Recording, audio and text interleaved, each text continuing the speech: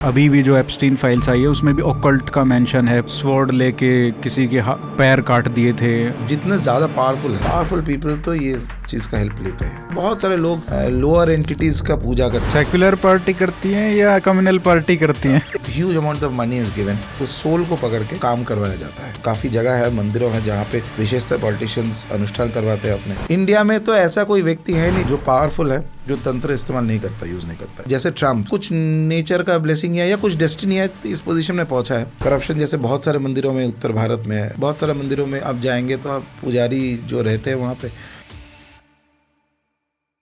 नमस्ते सर, कैसे हैं आप? नमस्ते, जय माँ कामाख्या, जय माता रा, जय भैरव बाबा। आपकी नई बुक आई है द ट्रूथ अबाउट तंत्र।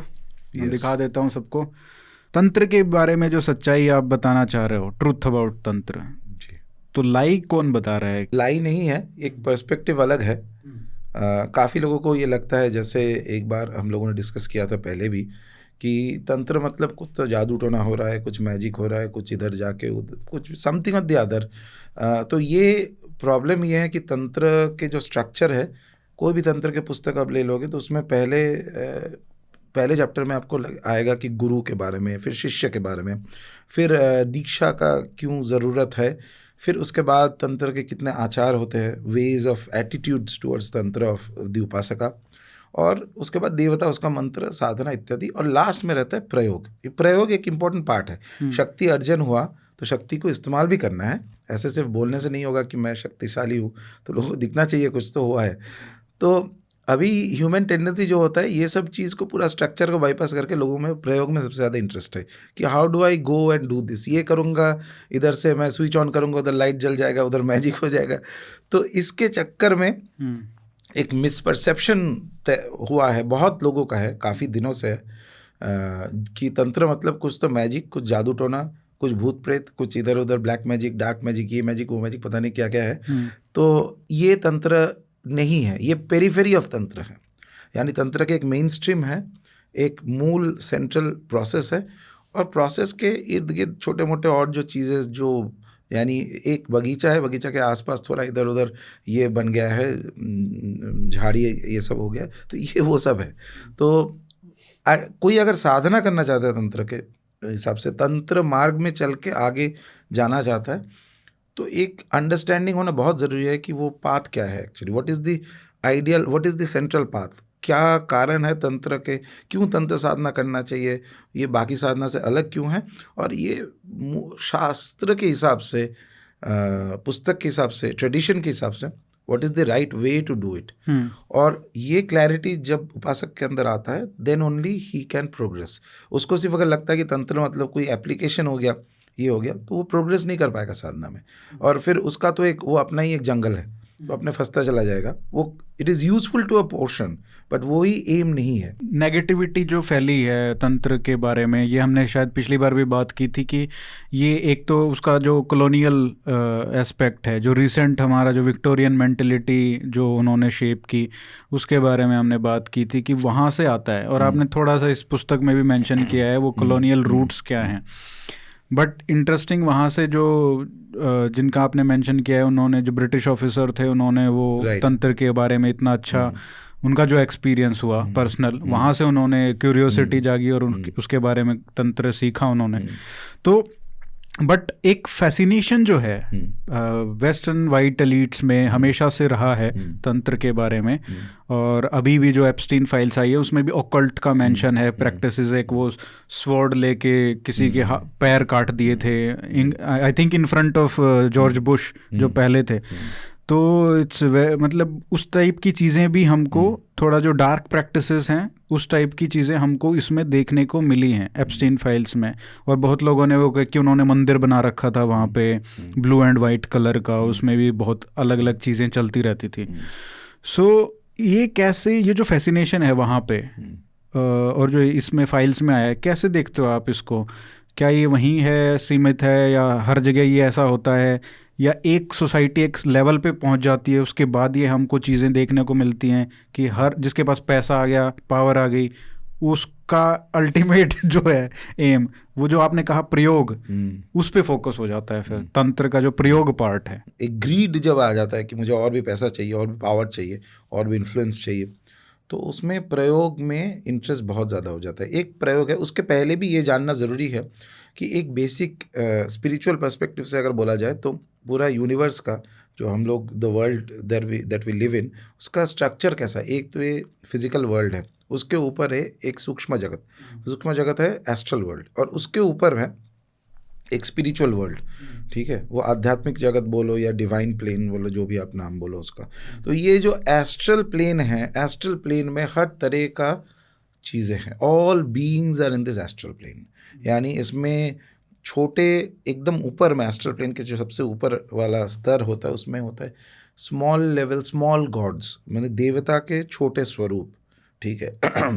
और एकदम नीचे अब जाएंगे तो उसमें भूत प्रेत पिशाच सब हजारों तरीके का चीज़ है, माने इन्यूमरेबल थिंग्स, ठीक है। तो as it is just like the physical world, ये अच्छा भी है बुरा भी है। वेरी ऑफन ऑकल्ट चीज़ में बहुत ज़्यादा इंटरेस्ट होता है एलिट्स में, सिर्फ वेस्ट में नहीं है, ये हर कल्चर में देखा गया है, इंक्लूडिंग इवन इंडिया। ऑकल्ट चीज़ में बहुत ज़्यादा इन्फ्लुएंस और अट्रैक्शन इसलिए होता है कि once they start using these practices, तो आप साधना, तंत्र एक्चुअली क्या, तंत्र मतलब एक टेक्निक, सिंपल लैंग्वेज में, जैसे हम लोग साधारण हिंदी में भी यूज़ किया जाता है ना, ये जैसे डेमोक्रेसी गणतंत्र हो या जो भी आप वर्ड यूज़ कर रहे हो, तो सेम मीनिंग में ही तंत्र, प्रैक्टिकल मीनिंग है वो, यानी अर्थात तंत्र is a technique, spiritual technology, एक टेक्नोलॉजी। लेकिन वो टेक्नोलॉजी यूज़ करके आप क्या कर रहे हो, किस चीज़ को आप पूज रहे हो, वो आपके ऊपर है। ये ओरिजिनली तंत्र है कि देवता उपासना करने के लिए देवता का एक रेल्म होता है, एक रेल्म के ऊपर वो जो डिवाइन मैं अभी बताया, एस्ट्रल के ऊपर वाले जो प्लेन है डिवाइन, उसमें देवता रहते हैं, actual the gods whom we worship as great gods, माँ दुर्गा, माँ काली, ये वो इत्यादि। लेकिन उसके नीचे बहुत सारे उन लोगों का पॉजिटिव नेगेटिव बहुत सारे बीइंग्स है, एस्ट्रल बीइंग्स है। तो आप उनको भी पूज सकते हो, उनका भी पूजा किया जा सकता है, उनको भी अट्रैक्ट कर सकते हो, and they can give a lot of blessings to an person. Materialistic चीज़ों में स्पिरिचुअल नहीं कर सकता। हाँ, बाद में जाके उसका एक ये भी लेगा, इट इज़ लाइक वो मनी लेंडर टाइप का होता है ना, वो बाद में जाके उसका विथ इंटरेस्ट वापस भी लेगा, उसी समय पे उसका पतन हो जाता है जो व्यक्ति वो सब पूजा करता है।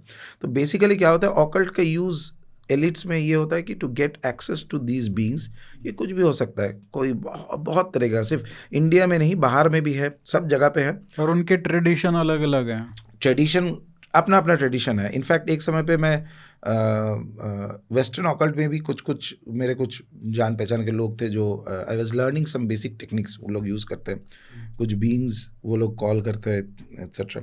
So it is structure wise same है, बीइंग्स अलग है, पद्धति में अगर आपको बहुत गहराई में अंडरस्टैंडिंग है तंत्र का तो आपको सिमिलैरिटी दिख जाएगा, but outside it will look different, कि उसका पद्धति अलग, वो कुछ अलग यूज़ कर रहा है, उसका मंत्र अलग यूज़ कर रहा है, उसका प्रोसेस अलग यूज़ कर रहा है। बट एक बार they start calling this beings, तो ये आके इसके जो इनके जो पूजा पद्धति, पूजा ही बोलेंगे और कोई शब्द नहीं है इस चीज़ को, एक तरीके से बेसिकली गिव एंड टेक, यानी मैं उनके लिए कुछ करूँगा तो वो मेरे लिए ये पावर दे देगा, इन्फ्लुएंस दे देगा, ये दे देगा, और इससे बहुत जल्दी बहुत क्विकली इन्फ्लुएंशियल बन सकता है, मनी आ सकता है, पावर आ सकता है, बहुत सारी चीज़ आ सकता है। इंडिया में भी ये होता है बाय द वे, ऐसा नहीं कि ये सिर्फ बाहर में होता है। इंडिया में तो आप एक तरह से मान लो कि पीपल जितने ज़्यादा पावरफुल है, whether it's politicians, whether it's business और वेदर इट्स फिल्म इंडस्ट्री, ये तीनों, एंटरटेनमेंट इंडस्ट्री, ये तीनों जगह में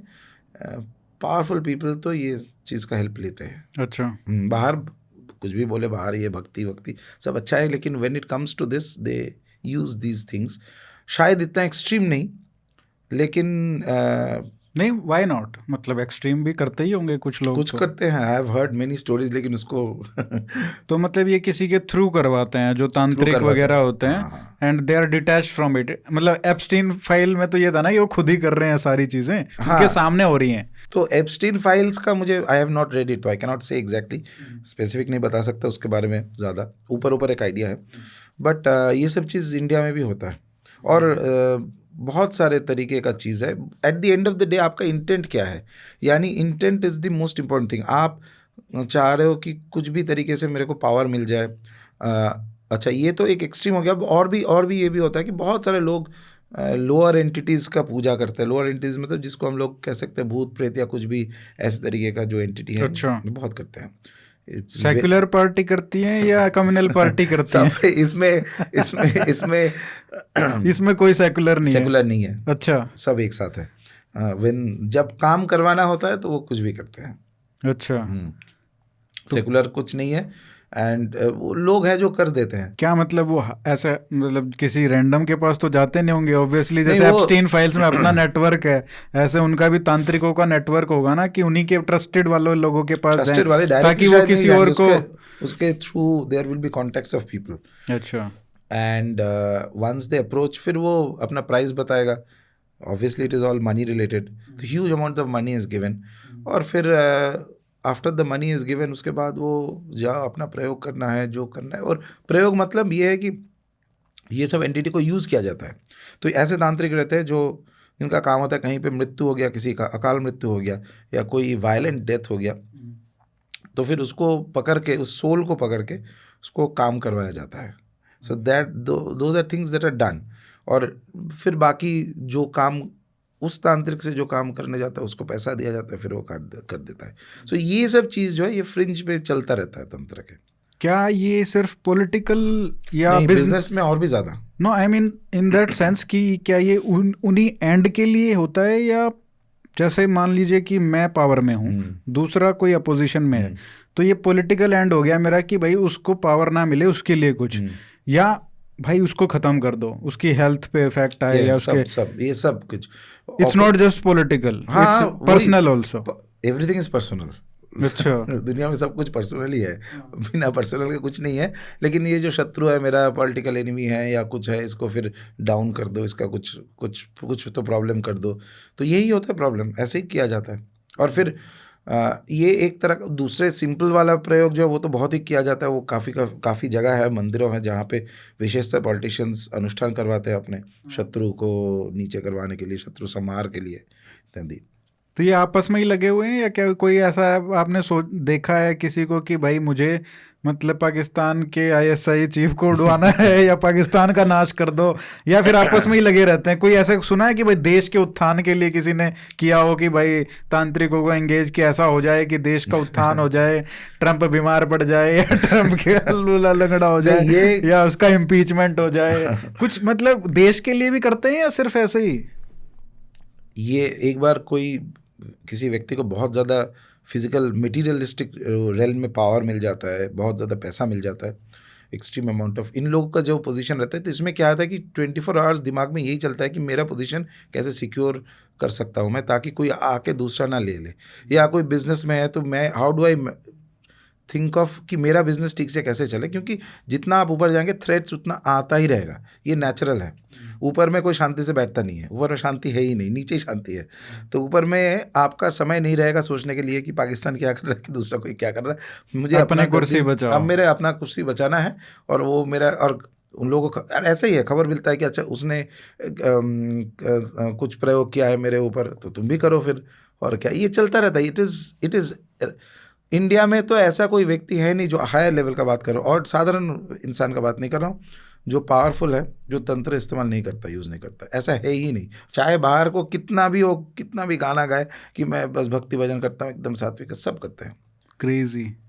लेवल अलग होता है, लेवल अलग होता है, सबका एक नहीं होता। लेकिन एक चीज़ ये है, सिर्फ तंत्र करने से ही आएगा रिजल्ट, ऐसा नहीं है। इतना आसान, अगर यूनिवर्स को मैनिपुलेट करना, नेचर को मैनिपुलेट करना इतना आसान होता तो फिर तो कोई क्या ही बात है। जैसे जस्ट ने यू सेड कि हाँ कुछ प्रयोग कर दिया, पाकिस्तानी गायब हो गया, ऐसा नहीं, मतलब कुछ एक दो लोग नहीं, इतना आसान नहीं है। क्योंकि जैसे ट्रम्प सपोज, कुछ तो उसमें कुछ नेचर का ब्लेसिंग है या कुछ डेस्टिनी है, इस पोजीशन में पहुंचा है, तो उस डेस्टिनी को नेगेट करना आसान नहीं है। उतना पावर चाहिए, उतना पावर वाले लोग करेंगे नहीं ये सब चीज़।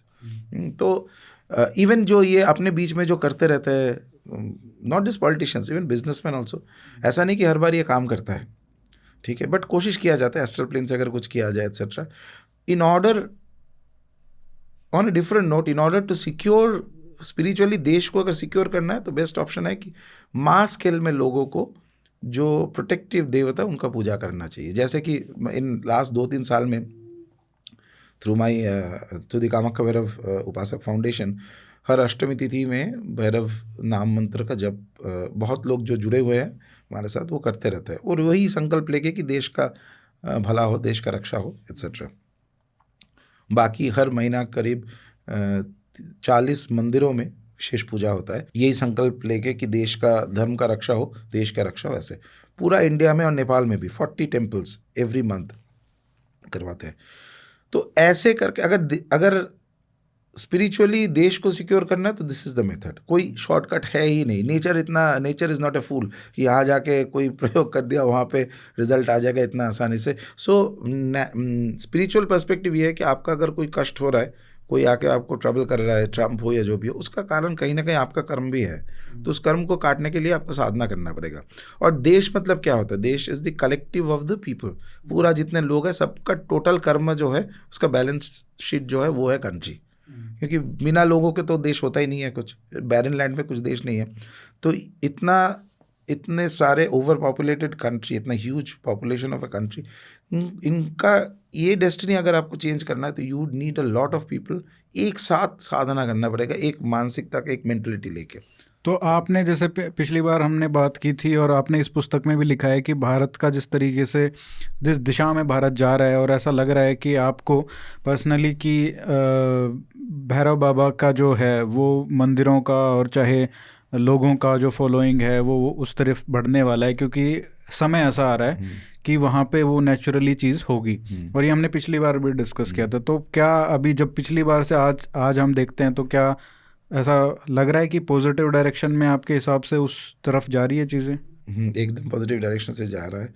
और एक भगवान भैरव के प्रति भक्ति और जनरल जो अट्रैक्शन है ये बहुत ज़्यादा इंक्रीज़ हो गया लास्ट 2-3 साल में। जो मैं देखा हूँ, जहाँ पे मैं जाता हूँ ऐसे कहीं ना कहीं एक आध व्यक्ति तो मिल ही जाता है, चाहे एयरपोर्ट हो, चाहे कहीं रेस्टोरेंट में जा रहा हो, कहीं पे जा रहा हो, जो आके बोलते हैं कि वो भैरव मंत्र जप कर रहा है। सिंपल बेसिक मंत्र। ऐसे ही कलेक्टिव जब एक साथ कोई देवता को पूजता रहता है, देवता का मंत्र जप करता रहता है, तो उस देवता का जो ऊर्जा है वो चेंज होता रहता है, उसका प्रभाव देश में और लोगों के ऊपर ज़्यादा आने लगता है। और स्पेसिफिकली भैरव ऐसा देवता है जो प्रोटेक्टिव है। वो तंत्र मार्ग के वो ही गुरु हैं, एक तरीके से माना जाए तो। पूरा तंत्र के सब पुस्तक यही है, भैरव और भैरवी के संवाद। तो भैरव गुरु है, वो बता रहे हैं कि कैसे कैसे क्या करना है, साधना करना है। और दूसरी बात है कि विशेषतर 13th सेंचुरी तक भैरव उपासना जो है हमारे इंडिया में काफ़ी हाई स्टेज पे हुआ करता था। उसके बाद से due to historical reasons and various other reasons वो साधना कम हो गया है। कम होते होते अभी स्टेज में आ गया कि भैरव साधना कोई गाँव में कुछ ग्राम देवता के स्वरूप में हो रहा है। जहाँ पे हो भी रहा है वहाँ पे पूरा ठीक पद्धति से हो रहा है कि नहीं, उसमें काफ़ी डाउट है। नॉर्थ इंडिया में काफ़ी जगह पे जैसे मैं देखता हूँ इनफैक्ट। बट ऐसा है कि भैरव साधना इंक्रीज तो हो रहा है and that is in my opinion very good thing. Recently मैं अभी आया था मध्य प्रदेश में गया था। वहाँ पे रीवा करके एक जगह है, उससे थोड़ा दूर गुड़ करके एक क्षेत्र है। वहाँ पे एक भैरव विग्रह है, 10th सेंचुरी के भैरव विग्रह। और एमपी गवर्नमेंट इस ट्राइंग की उस जगह पे एक भैरव लोक बनाया जाए ताकि बाबा का पूजा हो, एक क्षेत्र बने और लोग आ पाए और उस जगह का ऊर्जा बढ़े। तो उसी कारण they had contacted and I had gone there to see. अद्भुत विग्रह है। वैसा विग्रह तो पूरा इंडिया में नहीं है। तो ये हाँ, ये शयन अवस्था में विग्रह है, ह्यूज विग्रह। If you go in the internet आपको मिल जाएगा उसका फोटो वगैरह। और 10th सेंचुरी का विग्रह है। ASI के हिसाब से जो स्टोन से बनाया गया है वो स्टोन वहाँ लोकली मिलता भी नहीं है। तो ऐसा मान्यता है। इनफैक्ट मान्यता सिर्फ नहीं, आर्कियोलॉजिकल इंस्क्रिप्शन वगैरह इससे पता चलता है कि टिल 10th-12th सेंचुरी उस जगह पे शैव संप्रदाय का बहुत प्रभाव था। शैव मठ हुआ करते थे, शिवाचार्य वहाँ लोग रहते थे वहाँ पे। और भैरव उपासक काफ़ी सारे शिवाचार्य वहाँ पे थे जिन्होंने शायद इस विग्रह को कमीशन किया था या बनाया था। लेकिन ये शयन अवस्था में लेटे हुए हैं। तो लेटे हुए विग्रह का कुछ अलग नियम होता है, पूजा के लिए जो है वो अलग विग्रह बनाया जाता है इत्यादि। तो इतने सालों से और ये एकदम रिमोट एरिया है बाय द वे। हाँ, वो आप जाएंगे तो आपको थोड़ा पता चलेगा, थोड़ा इंटीरियर एरिया है। तो इतने सालों से ये ओपन में था, यानी पानी आता था या कुछ धूप में या जो भी है, एकदम ओपन में था। तो ये लास्ट 1-1.5 साल में वहाँ के सीएम, डिप्टी सीएम, उन्होंने एक मंदिर बनवाया वहाँ पे, and they are trying to bring up that place. वो उसमें जो जो पद्धति, विधिवत पूजा जैसे किया जाना चाहिए एक्सेट्रा। तो यही जो चीज़ है, इतना साल से जो चीज़ ऐसे नॉर्मल पड़ा हुआ था, कोई भी आके जा रहा है, लोकल लोगों का जो मान्यता था वो जाके प्रणाम करते थे, बट बाकी किसी को उतना पता भी नहीं था। सडनली किसी के दिमाग में आया कि चलो इस जगह को अभी बनाया जाए, इसको डेवलप किया जाए, इसको जागृत किया जाए। यही सब भैरव, यही सब भगवान का खेल होता है। वो समय पे, अपने समय पे, करेक्ट टाइम पे उनको पता है कि now it has to awaken. इतने लोग जप कर रहे हैं, ये चीज़ I hope and I pray कि ये डेवलप हो, और इसमें it has a huge potential. वो जगह ऐसे स्थान पे है, वो अगर बन सकता है, ठीक से अगर क्षेत्र बनाया जाता है, तो हजारों हजारों लोग वहाँ पे जो भैरव भक्त है पूरा इंडिया में सब आ सकते हैं, साधना कर सकते हैं। उस जगह का प्रोमिनेंस ऐसा हो जाएगा कि वन कैन नॉट इमेजिन। सो ये एक तरह से री अवेकनिंग है भैरव तत्वों का। तो ये क्या मतलब फिर वो कंप्लेंट आएगी लोगों की कि ये तो टूरिज्म वाला स्पॉट बना दिया, और नहीं ये तो अभी तक तो भक्ति। टूरिज्म का जगह वो है नहीं, क्योंकि वो बहुत रिमोट भी है। हम्म, और एक तरह से ये it is a blessing of भगवान भैरव, क्योंकि इतना रिमोट है तो बाहर के लोग बहुत कम आते हैं अभी तक। लेकिन उसको अगर ठीक पद्धति से करेक्टली किया जाता है, एंड कुछ रेगुलेटेड वे में किया जाता है, तो साधना पद्धति जब तक ठीक रहेगा, यानी जो कोर चीज़ को चेंज नहीं करना, उसके बाद बाहर से अगर कोई देखने आए तो आ जाए, इसमें क्या प्रॉब्लम है। So there is not a tourism by itself problem नहीं है, जब तक वो जगह को इफेक्ट ना करे। जगह को इफेक्ट ना हो, जगह इफेक्ट कब होती है? एक होता है कि अगर आपको जो विधिवत पूजा या जो भी आप कर रहे हो उस चीज़ का नियम में अगर कुछ शॉर्टकट लिया जाए, या इस देयर एनी करप्शन अगर होता है। करप्शन कैसे होता है? करप्शन जैसे बहुत सारे मंदिरों में उत्तर भारत में है। अभी एक विशेष का, कोई एक मंदिर का नाम नहीं ले रहा हूँ मैं, बहुत सारे मंदिरों में आप जाएंगे तो आप पुजारी जो रहते हैं वहाँ पे, आप 10 रुपया दो तो आपको 100 मांगेगा, 100 दो तो 500, 500 दो तो 1000। ये तो सबसे पहला करप्शन है। गर्भगृह में बैठ के देवता के सामने आपका दिमाग है कि कितना पैसा आपको मिल सकता है, तो फिर आप किराने का दुकान ही खोल लो, यहाँ पे क्या कर रहे हो आप? ठीक है। तो ये तत्व जब पुरोहित के माइंड में यही है, तो कोई फर्क नहीं पड़ता उसका कौन सा वर्ण है, सुबह उठ के कितना गायत्री, जबकि सब बेकार है, क्योंकि देवता के सामने बैठ के आप सोच रहे हो कितना पैसा मुझे मिल सकता है। तो फिर और दूसरा कुछ प्रोफेशन कर लो आप, जहाँ से अच्छा पैसा कमा सकते हो, लेकिन करना वही है क्योंकि पैसा वहाँ से भी आता है। ठीक है। तो ये है सबसे प्रधान करप्शन, क्योंकि जिस व्यक्ति को देवता के सेवा में नियुक्त किया गया है उसमें वो शुद्धता होना चाहिए इन थॉट्स एंड एक्शंस, वो सेवा भाव होना चाहिए, वो देवता के प्रति श्रद्धा होना चाहिए।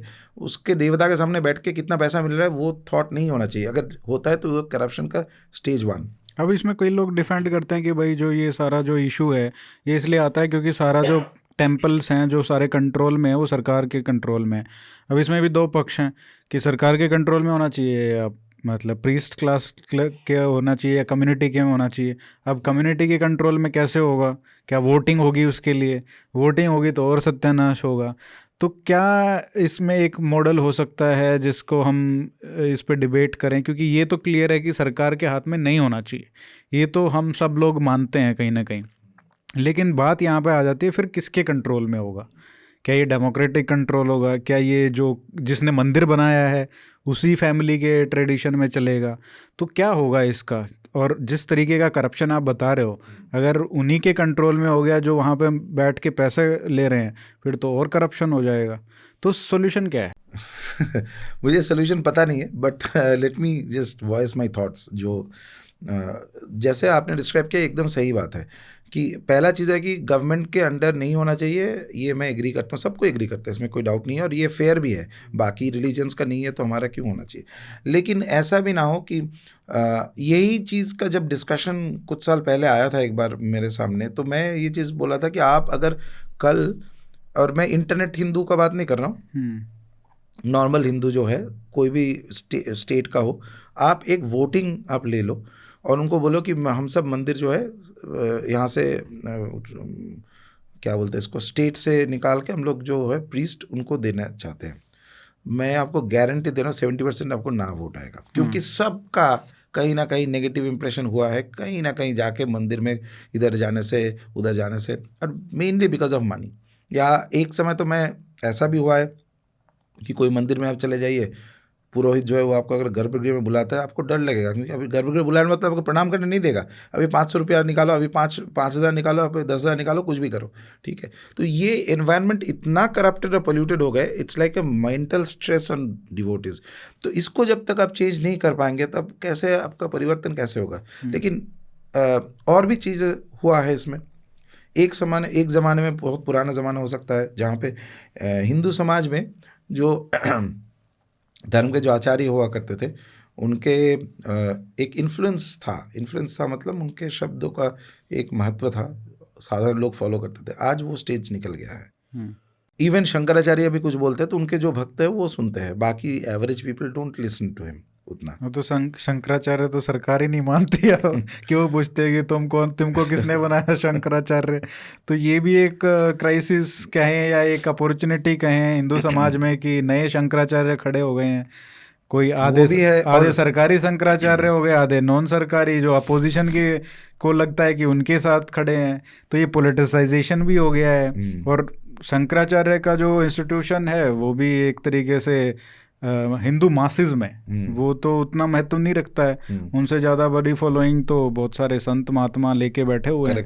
तो ये भी एक रियलिटी है। ये रियलिटी है और ये अच्छा बुरा का बात नहीं है, पर ये चेंज है और चेंज वापस नहीं जाने वाला है। नेचर ने कर दिया ऐसे चेंज। कुछ कारण होगा, शायद अंदर में नेचर ऐसा है कि जो चीज़ फाइनली रहता है, दैट व्हाट इज़, जो है वो है। उसका बाद में आपको अच्छा लगे बुरा लगे वो अलग बात, वो तो ओपिनियन हो गया। तो फैक्ट ये है कि, और जैसे आपने बताया अभी राइटली दैट सरकार ने कुछ नया शंकराचार्य बना दिया। अब पुराने शंकराचार्य उनमें भी ये रहता था कि कॉन्फ्लिक्ट रहता था। एक शंकराचार्य मानते नहीं है कि आप दूसरे, you are not the legitimate Shankaracharya, ये फिर कोर्ट में जाता है। तो ये सब चीज़ बाहर में लोग को दिखता है। एक ज़माने में 100 साल पहले किसी को खबर ही नहीं रहता था, ठीक है, बस इतना ही पता था शंकराचार्य ने कुछ बोल दिया सब मान लो, ठीक है।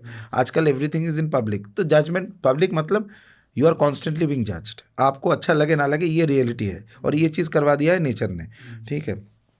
Coming back to the point, कैसे ये चेंज होगा मुझे पता नहीं, बट एक ऑप्शन ये है कि इवेंचुअली अच्छा, जो प्राइवेट मंदिर है उसका तो बात अलग है। प्राइवेट मंदिर तो जिनका मंदिर है उसी के रूल पे चलेगा, उसमें कोई कुछ नहीं कर सकता ज़्यादा। लोगों को अच्छा ना लगे तो they can not go, that is all. There are many private temples in India like that.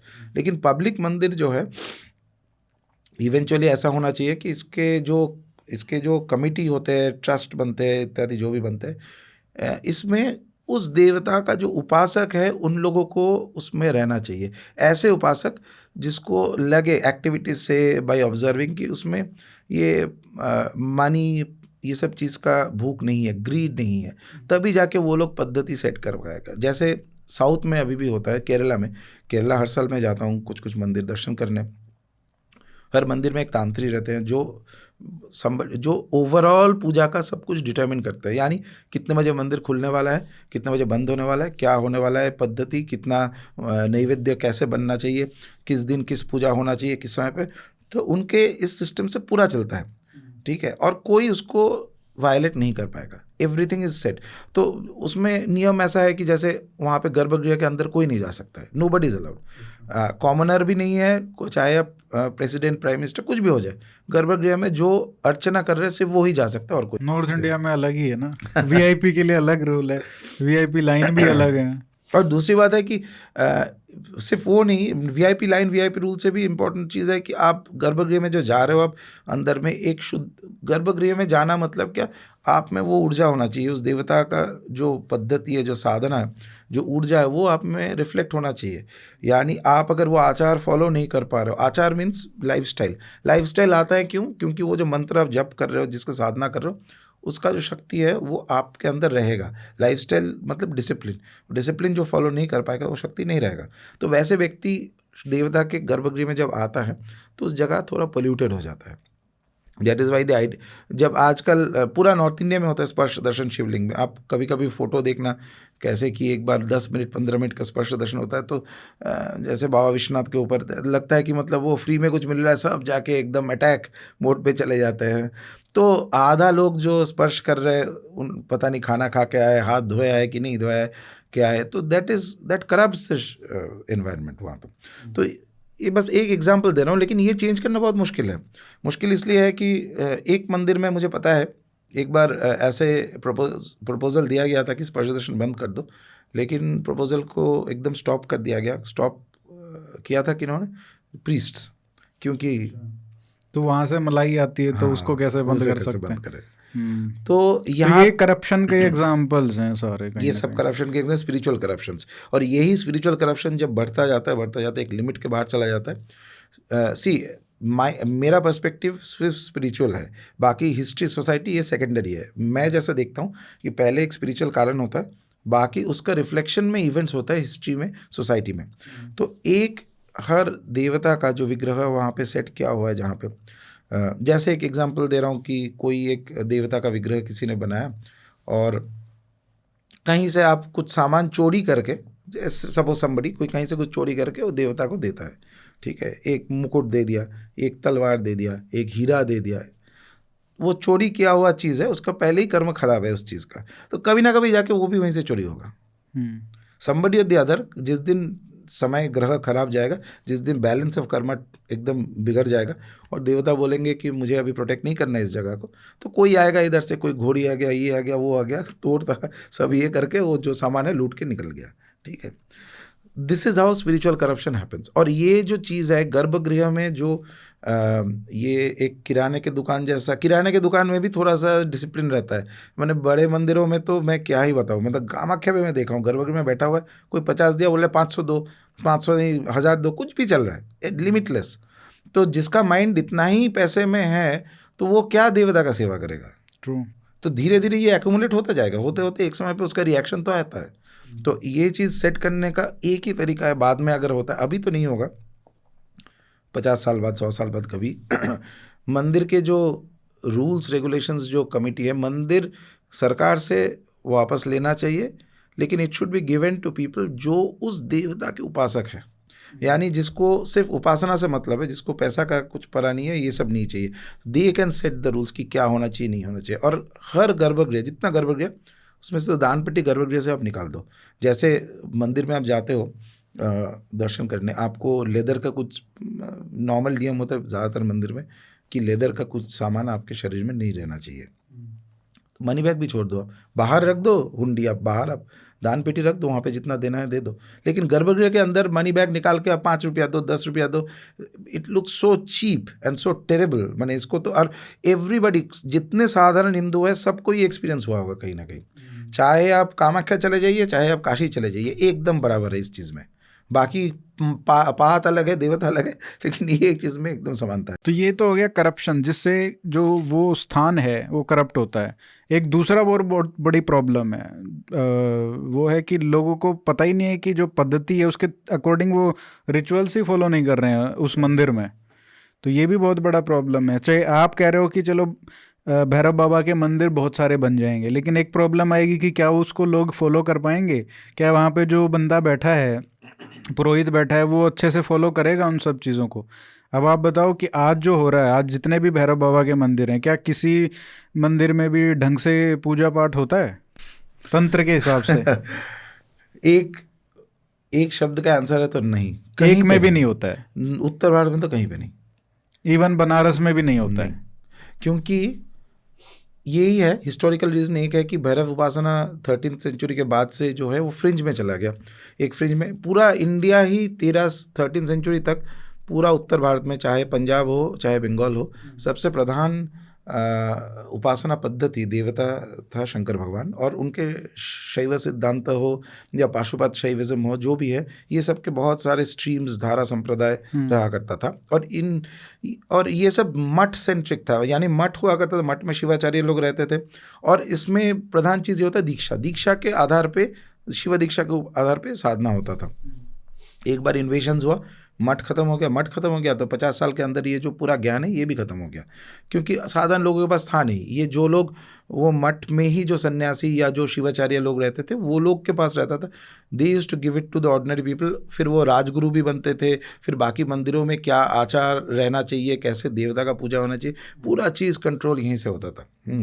लेकिन क्या हुआ, एक बार ये साधना पद्धति थोड़ा सा बिगड़ गया। और शिवा उपासना में तो फिर भी बहुत सारे पद्धति है जो हमारे इसमें आता है, वेद से भी कुछ आते हैं और कुछ पुराणों में भी है। तो भैरव उपासना का जो प्रधान पद्धति सब है, सब तंत्रोक्त पद्धति है। तो तंत्रोक्त पद्धति में क्या होता है कि आप कहीं पे भी उत्तर भारत में जैसे आप चले जाएंगे तो देखेंगे कि बाबा को मदिरा का भोग दिया जाता है, ठीक है। कारण कहते हैं तंत्र में, वामाचार तंत्र में कारण है कि जो अल्कोहल है उसको शुद्धिकरण किया जाता है, उसके बाद कारण बनता है, उसको कारण टेक्निकली कहते हैं, कारण दिया जाता है।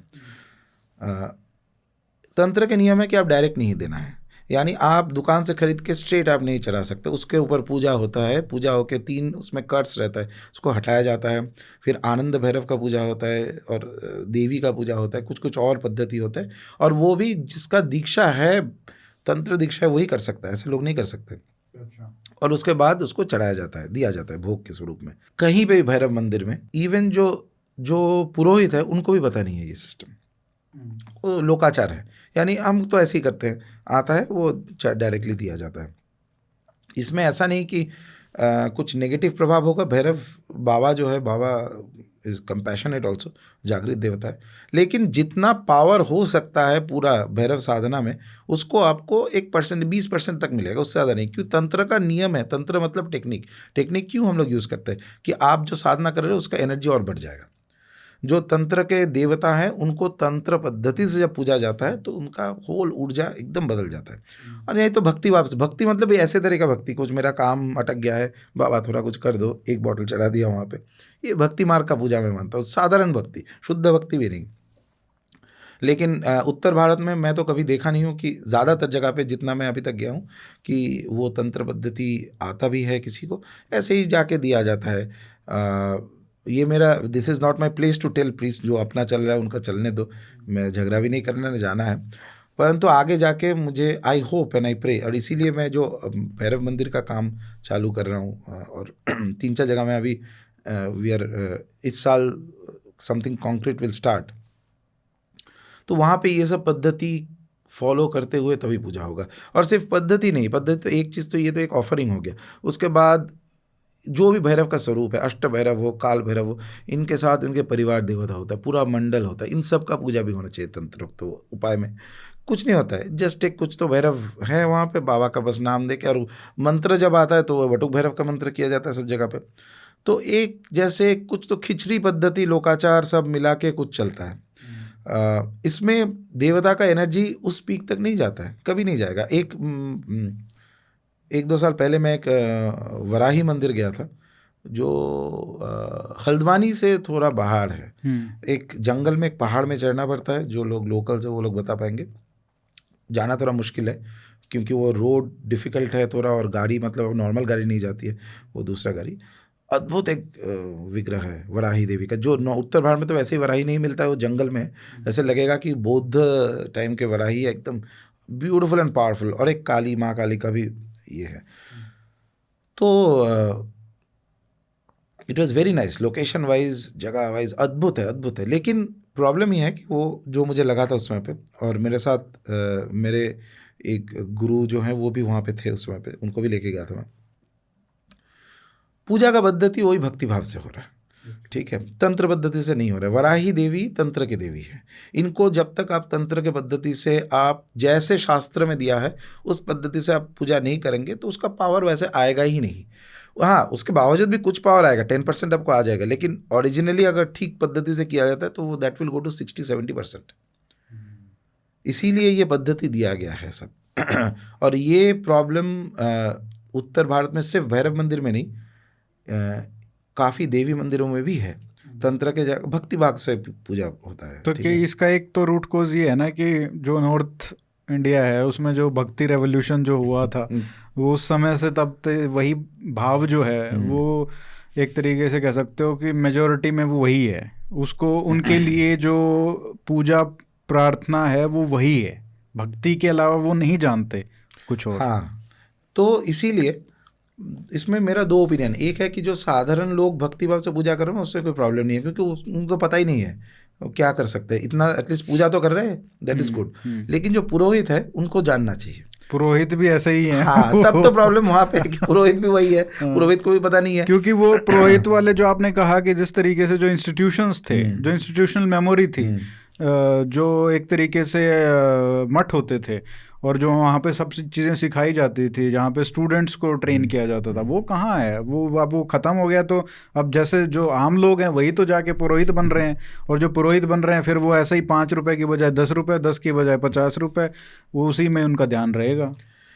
और स्पेशली भैरव साधना में तो ये सबसे ज़्यादा होता है। भैरव मंदिरों में जितना मैं देखा हूँ, नोबडी हैज़ एन आइडिया, बस आप एक वस्त्र पहन लो और एक कुछ ये करके तो। बट पॉजिटिव साइड में मैं ये सोचता हूँ कि आगे जाके ये चीज़ बदलने वाला है, और विशेषतर इस कारण के लिए मैं और मेरी टीम जो है अगले पिछले साल से भी we are making some documents, जो डॉक्यूमेंट देख के जो कोई भी साधारण व्यक्ति देवता का पूजा कर सकता है, विधिवत जैसे पूजा हो सकता है।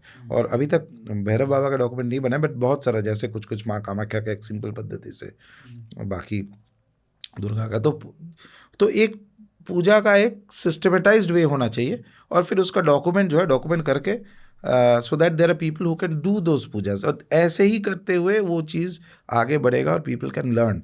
और फिर जो चीज़ दीक्षा के बिना नहीं हो सकता है वो दीक्षा के बिना नहीं करना है, लेकिन जो चीज़ दीक्षा के बिना हो सकता है उसमें भी एक पद्धति, एक स्ट्रक्चर है, और ये स्ट्रक्चर समझना बहुत ज़्यादा इंपॉर्टेंट है।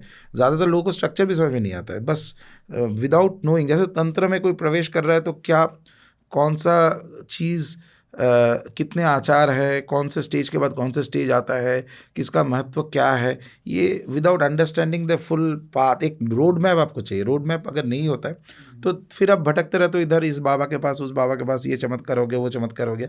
चमत्कार अच्छा है, लेकिन चमत्कार एक लिमिट तक चलता है, कोई चमत्कार पूरा इन्फिनिट नहीं चलता है, ठीक है। तो ये प्रॉब्लम्स है, बट पॉजिटिव साइड में मुझे लगता है कि ये चेंज भी होने वाला है। और विशेषतर ये नियम जो है महाविद्या साधना में बहुत इंपॉर्टेंट होता है। महाविद्या साधना का स्ट्रिक्ट नियम है, महाविद्या साधना रैंडमली नहीं हो सकता है। और कैसे उसका दीक्षा क्या होना चाहिए, कौन व्यक्ति है जो दीक्षा दे सकता है। आजकल तो मैं ये भी देखा हूँ कि इट इज़ बहुत आसान हो गया, सब जगह पे किसी ने कोई माँ काली का दीक्षा दे रहा है, कोई बगलामुखी का दीक्षा दे रहा है, ये दे रहा है। जो व्यक्ति खुद साधना नहीं किया है, या अनुष्ठान में मल्टीपल अनुष्ठान करना पड़ता है, गुरुमंडल से अनुष्ठान करवाया जाता है, जब तक एक तंत्र के एक लेवल तक, एक तंत्र के बहुत सारे दीक्षा होते हैं। एक होता है कि बेसिक लेवल पे अगर अभिषेक दीक्षा किया जाए तो एक शाक्ताभिषेक होता है। अच्छा, उसके पहले होता है उपदेश, उपदेश के बाद शाक्ताभिषेक, फिर पूर्णाभिषेक, क्रम दीक्षा इत्यादि बहुत सारा दीक्षा। जो स्टेज में एटलीस्ट पूर्णाभिषेक तक जिसको नहीं मिला है उसको महाविद्या के दीक्षा देने का अधिकार होता नहीं है अकॉर्डिंग टू टेक्स्ट, लेकिन आजकल सब देते हैं, ठीक है। ये so all this things are there, good and bad mix, these are all, lot of corruption is there, but ये आप कह रहे हो कि थोड़ा सा जो पॉजिटिव साइन है वो आपको दिख रहा है।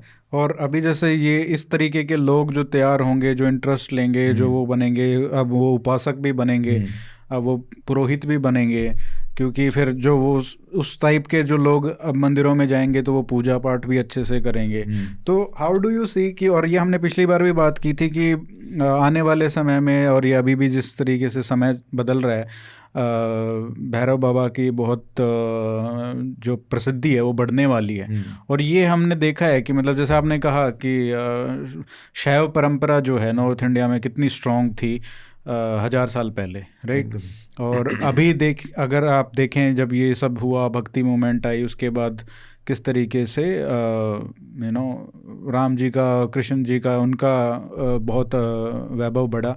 और उससे 2000 साल पहले चले जाओ, वैदिक समय में चले जाओ, तो फिर आपको एक अलग तरीके का जो पैंथियन है गॉड्स का, वो एक अलग पैंथियन है वैदिक गॉड्स का, जिनको आज एक तरीके से हमने भुला ही दिया है ना। अभी आप देखो कि मुल्तान में कितना बड़ा सूर्य मंदिर होता था, वो आज जब से टूटा है उसके बाद कोई वो नहीं है। तो ये बिल्कुल पॉसिबल है कि जो आप कह रहे हो कि भैरव बाबा एक तरीके से हो सकता है कि जो आगे 50-60 साल बाद शायद वो ऐसे, उनका स्टेटस ऐसा हो जाए कि जो आज शिव जी का है, या जो आज श्री राम का है, कृष्ण का है। तो ये बिल्कुल पॉसिबल है, और ये आपका खैर ओपिनियन है। बट मैं अगर ऐसे पूछूं आपसे कि 50 साल 60 साल बाद जो हम बात कर रहे हैं, how do you see the spiritual landscape जो इंडिया में आपको होती दिख रही है, क्या वो दिखने वाला है? अगर मान लो हम जिंदा रहें या नहीं रहें पता नहीं, मान लो हमारा वापस से हम आए 50 साल बाद, देखें भारत कैसा दिख रहा है, या 100 साल बाद, जब भी आपको लगता है ये होगा, तो क्या कुछ अलग होगा, या हमको यही खिचड़ी दिखेगी? इस टाइप के जो प्रॉब्लम्स से हम फेस कर रहे हैं आज, जो हिंदू समाज के सामने जो इश्यूज हैं, क्या ये वही रहेंगे, या आपको, आपके दिमाग में कुछ ऑप्टिमिज्म है ऐसा जो आपको सिग्नल दे रहा है कि कुछ चेंज होने वाला है फंडामेंटल लेवल पे? मेरे माइंड में तो पूरा ऑप्टिमिस्टिक है। इतना अगर 50-100 साल के बात कर रहे हो तो एकदम ऑप्टिमिस्टिक है। बस चीज़ें बदलता जाएगा, बदलना ही नियम है, ऐसा एक जगह पे अटक के नहीं रहना है। बट जो कोर धर्म का जो कोर सूत्र है, जो एसेंस है, वो सही रहेगा, उसका मोडालिटीज़ चेंज होता जाएगा। तो दो चीज़ का तो एकदम मुझे I am very sure of it. पहला चीज़ है कि तंत्र बहुत ऊपर आ जाएगा। तंत्र अभी तक क्या हुआ था, फ्रिंज में रहता था। इवन मेन स्ट्रीम तंत्र जो है, मैं वो जादू टोना वाला नहीं कर रहा हूँ, बात कर रहा हूँ जो शास्त्रिक तंत्र है, साधना, वो भी कहीं ना कहीं ओपन नहीं था इतना। उसका बहुत सारे रीजंस है। सबसे one of the primary reason ये था कि वो world was not interconnected world नहीं रहने से क्या होता है कि आप सुनी सुनाई बातों पे आपको चलना पड़ता है। अच्छा, एक नेगेटिव परसेप्शन होता है, ये लोग तंत्र करते हैं, क्या होगा पता नहीं, ये है वो है। और दूसरी बात है कि तंत्र का जो पद्धति है वो वैदिक पद्धति से अलग है। वैदिक मतलब मैं पौराणिक बात कर रहा हूँ, वो ओरिजिनल वेद का नहीं बात कर रहा हूँ। उसके बाद आजकल जो वैदिक हम लोग मानते हैं, इसमें से 60-70% पौराणिक है। कुछ कुछ वेद का सूत्र वगैरह उसमें ऐड किया जाता है, बट मोर और लेस पौराणिक ही सिस्टम है। उससे तंत्र का पाथ एकदम अलग है। और ये चीज़ मनुस्मृति के सबसे पुराने जो कमेंटेटर है वो भी यही लिखते हैं कि तंत्र और वेद दो अलग स्ट्रीम है। वो नेगेट नहीं कर रहे, लेकिन स्ट्रीम अलग है। तो क्या होता है, आपका एक्सपोजर है वैदिक स्ट्रीम में, तो फिर तंत्र आप देखेंगे तो आपको इमीडिएटली वो लगेगा कि ये तो एकदम क्या ही कर रहा है, उल्टा कुछ कर रहा है, जो हमारे वर्जित चीज़ है उस चीज़ों से पूजा हो रहा है। लेकिन उसका एक फिलॉसफी है, उसका एक पाथ है। पॉजिटिव साइड ये है कि आजकल चाहे फॉर गुड और बैड वर्ल्ड इंटरकनेक्टेड हो गया है। हर शास्त्र आज कोई भी पढ़ सकता है। आपके 4 वेद हो, वेदांत हो, उपनिषद हो, तंत्र के कोई भी पुस्तक, तंत्र के कोई भी रेयर पुस्तक हो, तंत्र के सबसे एसोटेरिक रिचुअल जो पहले ज़माने में बताया नहीं जाता था, सब कुछ अवेलेबल है, ऑनलाइन है एंड पब्लिश्ड है। कोई भी लेके पढ़ सकता है। हाँ, समझे ना समझे वो अलग बात है। चाहे मान लो कि 10 जन पढ़ते हैं, उसमें 6 जन नहीं समझता है, कोई बात नहीं, धीरे धीरे धीरे वो 5 जन भी समझेगा ना, 4 जन भी समझेगा, 1 जन भी समझेगा। तो ऐसे करते करते एक आध व्यक्ति आएगा जिसमें वो स्पिरिचुअल जीनियस है, वो चीज़ समझ के इस ज़माने का टाइम फ्रेम और कॉन्टेक्स्ट के हिसाब से उस साधना को फिर से वो प्रोपेगेट कर पाएगा। दूसरा चीज़ ये होगा कि तंत्र तो आगे आएगा ही। ये जो भैरव बाबा का इतना जो वैभव वो आगे आ रहा है, और भैरव बाबा का जो साधना इतना ज़्यादा प्रभाव फैला रहा है पूरा वर्ल्ड में, इंडिया में तो ज़्यादा ही, इसका कारण भी है तंत्र के एक मूल देवता भैरव ही है, कि पूरा तंत्र में यही है जो बता रहा है, शिव भगवान शंकर के अवतार है। और 3 तरह का आगम आया था इनिशियली द शैव स्ट्रीम। एक तो है कि जो रुद्र आगम था, एक था कि जो शैव आगम था, एक है जो भैरव आगम था। तो भैरव आगम जो था उसमें से तंत्र, आज जो हम लोग तंत्र मानते हैं, वहीं से उस स्ट्रीम से आया है। ये कोइंसिडेंस नहीं है कि भैरव का सडनली एक जागरण होना, भैरव तत्व का इतना हजारों लोग जप कर रहे हैं, ये कर रहे हैं। ये भैरव विग्रह जहाँ से मैं आया था अभी मध्य प्रदेश में, ये सब एकदम इंटरकनेक्टेड है, और कहीं दूसरे जगह से इसको कंट्रोल किया जा रहा है कि ये अभी समय आ रहा है भैरव बाबा का, he is going to increase. अच्छा, भैरव साधना ऐसा है, देवता ऐसा है, मुख्य रूप से उनको जो भोग चढ़ाया जाता है, इंडिया में जो भैरव साधना, भैरव मंदिर है, मुख्य रूप से जो होता है उसमें मदिरा का भोग दिया जाता है बाबा को। नेपाल वगैरह में बलि भी होता है, बलि का भी विधान है शास्त्र में भैरव को। इंडिया में बलि नहीं होता है उतना भैरव का, लेकिन पशु बलि नहीं होता है, लेकिन मदिरा तो दिया जाता है एकदम। अब वैदिक क्रम में जो मनुस्मृति है, मनु महाराज स्पष्ट तरह एक चीज़ बोल रहा है कि मदिरा इज़ एब्सोल्युटली नॉट अलाउड। आप और कास्ट आपका जितना अपर कास्ट आप होंगे, वो मदिरा आप कुछ यूज़ भी करेंगे, सेवन भी करेंगे, कुछ भी करेंगे, कठोरतम पनिशमेंट है। हाँ, पनिशमेंट। अच्छा, जब भगवान को मदिरा दिया जाता है, भैरव को, वो सिर्फ ऐसा नहीं कि मदिरा देते हैं हम नहीं लेते हैं, फिर आप क्या कर रहे हो साधना, वो तो प्रसाद बन गया है। फिर आप कौन सा देवता का उपासक हो जो देवता का प्रसाद ग्रहण नहीं कर पाता है? ये भी एक तरह का करप्शन है। मैं ऐसे भी देखा हूँ कि मैं देवता को चढ़ाता हूँ, मैं पीता नहीं हूँ। फिर क्या कर रहे हो आप? कौन सा साधना कर रहे हो? फिर तो आपका कोई कनेक्शन बना ही नहीं है। फिर तो ये एक तरह का हिपोक्रेसी है। अच्छा, हाँ, हिपोक्रेसी हो गया ना। मैं पूजा इनका करता हूँ लेकिन इनका प्रसाद नहीं लेता हूँ, तो ये तो अपने आप से हिपोक्रेसी है। इतना तो ऑनेस्टी होना चाहिए। फिर ऐसे देवता का पूजा करो जिनका प्रसाद आप ले सकते हो। ये भी मैं देखा हूँ भैरव मंदिर में, ठीक है। अजीब व गरीब चीज़ें होता रहता है इंडिया में। तो बात यह है कि वैदिक पाठ में ये अलाउड नहीं है, और ऐसा देवता का जागरण हो रहा है जिनको आप मदिरा ना भी दो तो भैरव एक ऊर्जा एक स्टेज पर जाता है, जब बाबा का जो ऊर्जा वो सपने में आएगा, जो पुरोहित है जो आसपास में आएगा, वो ही विल गिव साइंस कि उनको चाहिए ये चीज़ और वो देना पड़ेगा आपको। बस यही है कि जो ऐसे आजकल जैसे दिया जाता है, कुछ भी कहीं से खरीद के दे दिया, उसका एक पद्धति के हिसाब से होना चाहिए, शास्त्रोक्त विधान और पद्धति और मंत्र साधना। इनफैक्ट ओरिजिनल नियम में कोई भी देवता का साधना वही करना चाहिए, उसी व्यक्ति को सेवा करना चाहिए जो उस देवता का पूजा पाठ कर रहा है, साधना कर रहा है। जो भैरव का साधना कर रहा है वो भैरव का साधना वही सेवा कर सकता है बाबा का। बाकी कोई व्यक्ति ठीक से नहीं कर पाएगा, वो भाव ही नहीं रहेगा। तंत्र तो आएगा ही ऊपर, ये समय है ही। इनफैक्ट ये चीज़ मैं काफ़ी सारे आगे दूसरे पॉडकास्ट में भी ये बताया हूँ मैं कि इंडिया के जो इंडिपेंडेंस चार्ट है ये अद्भुत चार्ट है। चाहे कोई जो भी है, मैंने एट दैट टाइम कोई एस्ट्रोलॉजर ने एडवाइस किया था उस समय पर, लेकिन फैक्ट ये है कि लग्न में राहु बैठा है और राहु प्रबल स्ट्रॉन्ग बैठा हुआ है। राहु है तंत्र का डिनोट करने वाला सबसे प्रधान ग्रह। जिस देश का भारत का बात नहीं करो, भारत सिविलाइजेशनल स्टेट तो 5,000 साल 6,000 जितना ही 10,000 पता नहीं, लेकिन कॉन्स्टिट्यूशनल स्टेट जो है इंडिया, यानी जो लॉज फ्रेम किया गया था 1947 में, उसी के आधार पे आपका लाइफ मेरा लाइफ सब चल रहा है ना। दोज आर गवर्न्ड बाई उस समय का हॉरोस्कोप, और उस समय का हॉरोस्कोप में राहु लग्न में बैठा हुआ है। अर्थात तंत्र तो आएगा ही यहाँ पे, बिना तंत्र के आप गवर्न नहीं कर पाएंगे इस देश को, और तंत्र का प्रभाव और भी बढ़ता रहेगा।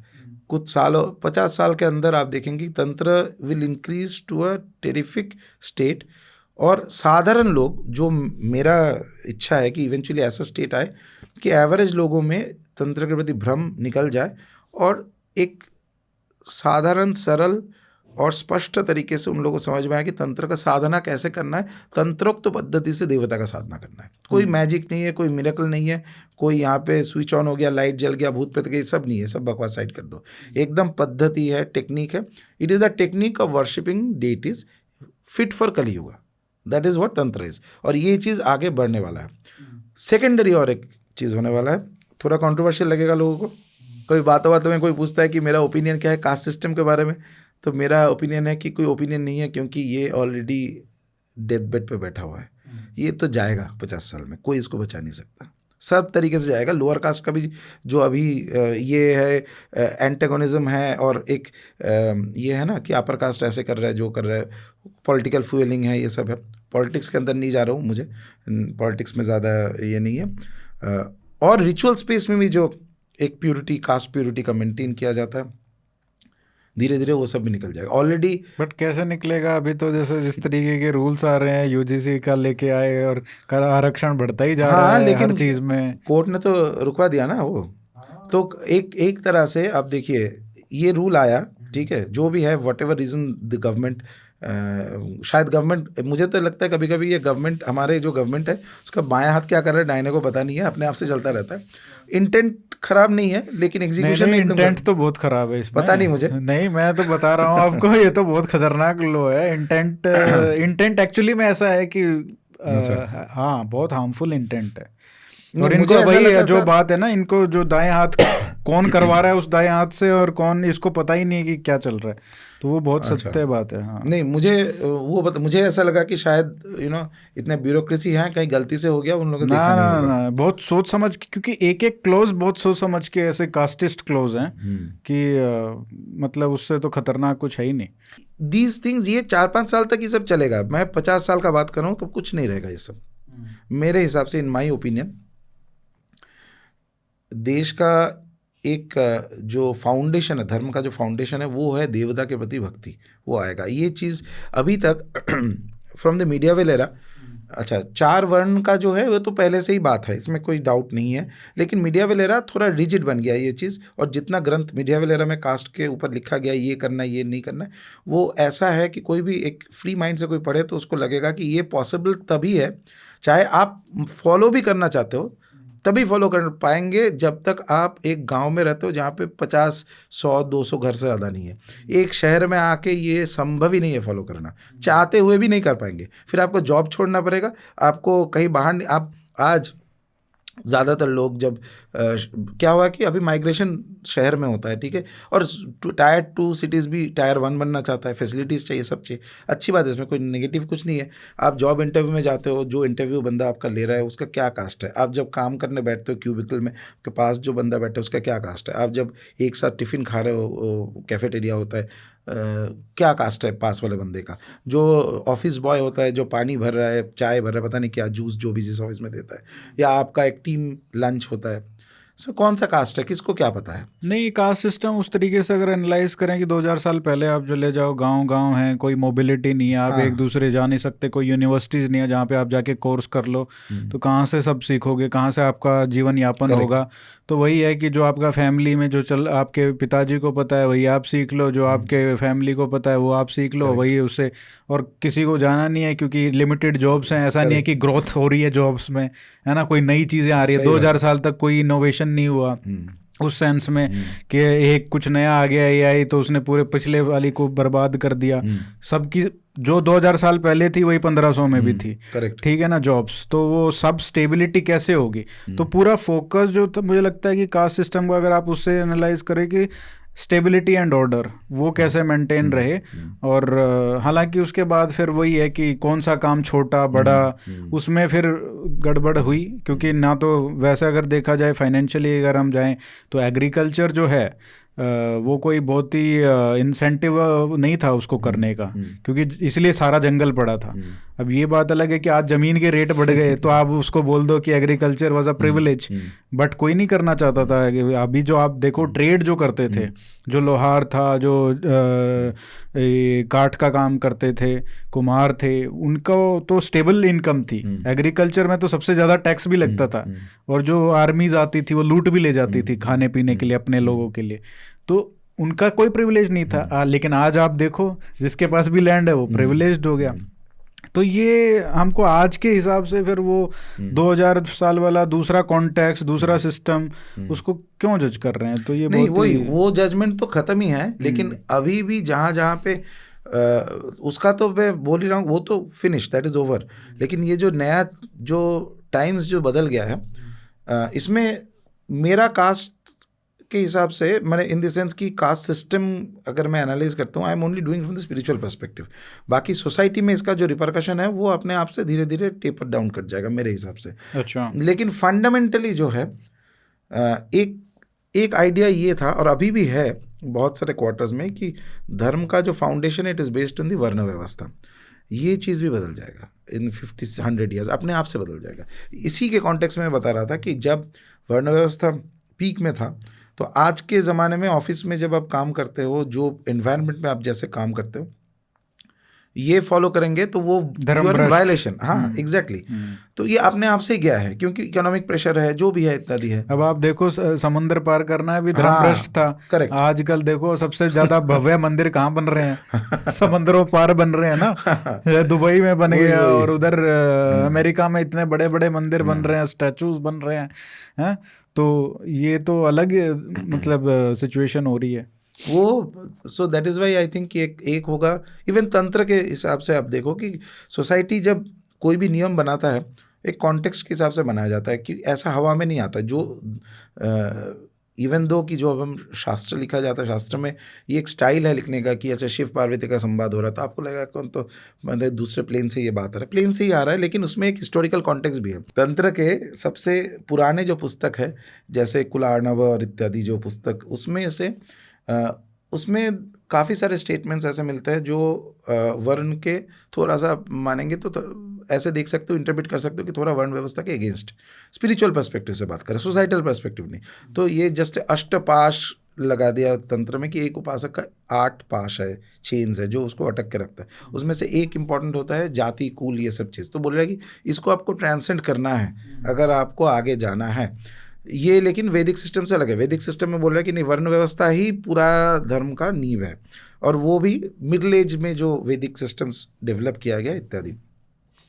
लेकिन वही तंत्र के पुस्तक जब 17th सेंचुरी 16th सेंचुरी में आ जाता है, तब उसमें देयर इज क्लियर डिफरेंस किया जाता है।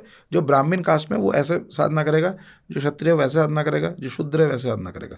ये डिफरेंस लेकिन पुराने तंत्र में है ही नहीं। तो ये कारण इसलिए है कि जो अलग अलग समय में लिखी गई एग्जैक्टली है अलग अलग समय में लिखा गया है, उसका प्रभाव उस समय तक बाय द टाइम वो 13th 14th सेंचुरी या 12th 13th एक्चुअली सेंचुरी में इंडिया में एक परिवर्तन हुआ। और परिवर्तन हुआ कि इंडिया बिके मोर रूरल एक तरह से। तो छोटे, आपका छोटा जो गांव है, उस समय पे देश का मतलब अर्थ है कि मेरा जो गांव है इतना तक, विदेश मतलब 2 गांव छोड़ के विदेश हो गया।